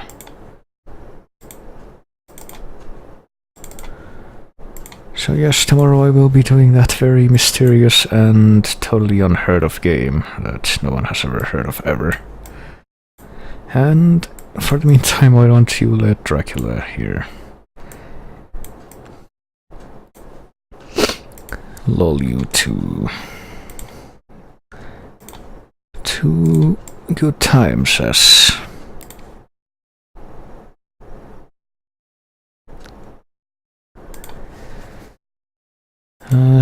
I also get the music to do the same thing. Castlevania birds,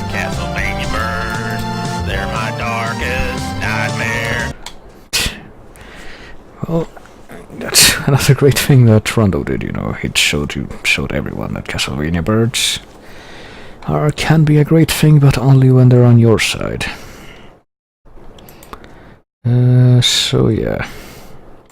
So everyone, take it easy and let Dracula's image here help you relax. And I will be seeing you tomorrow with Castlevania Symphony of the Night. So until then, dream of Dracula.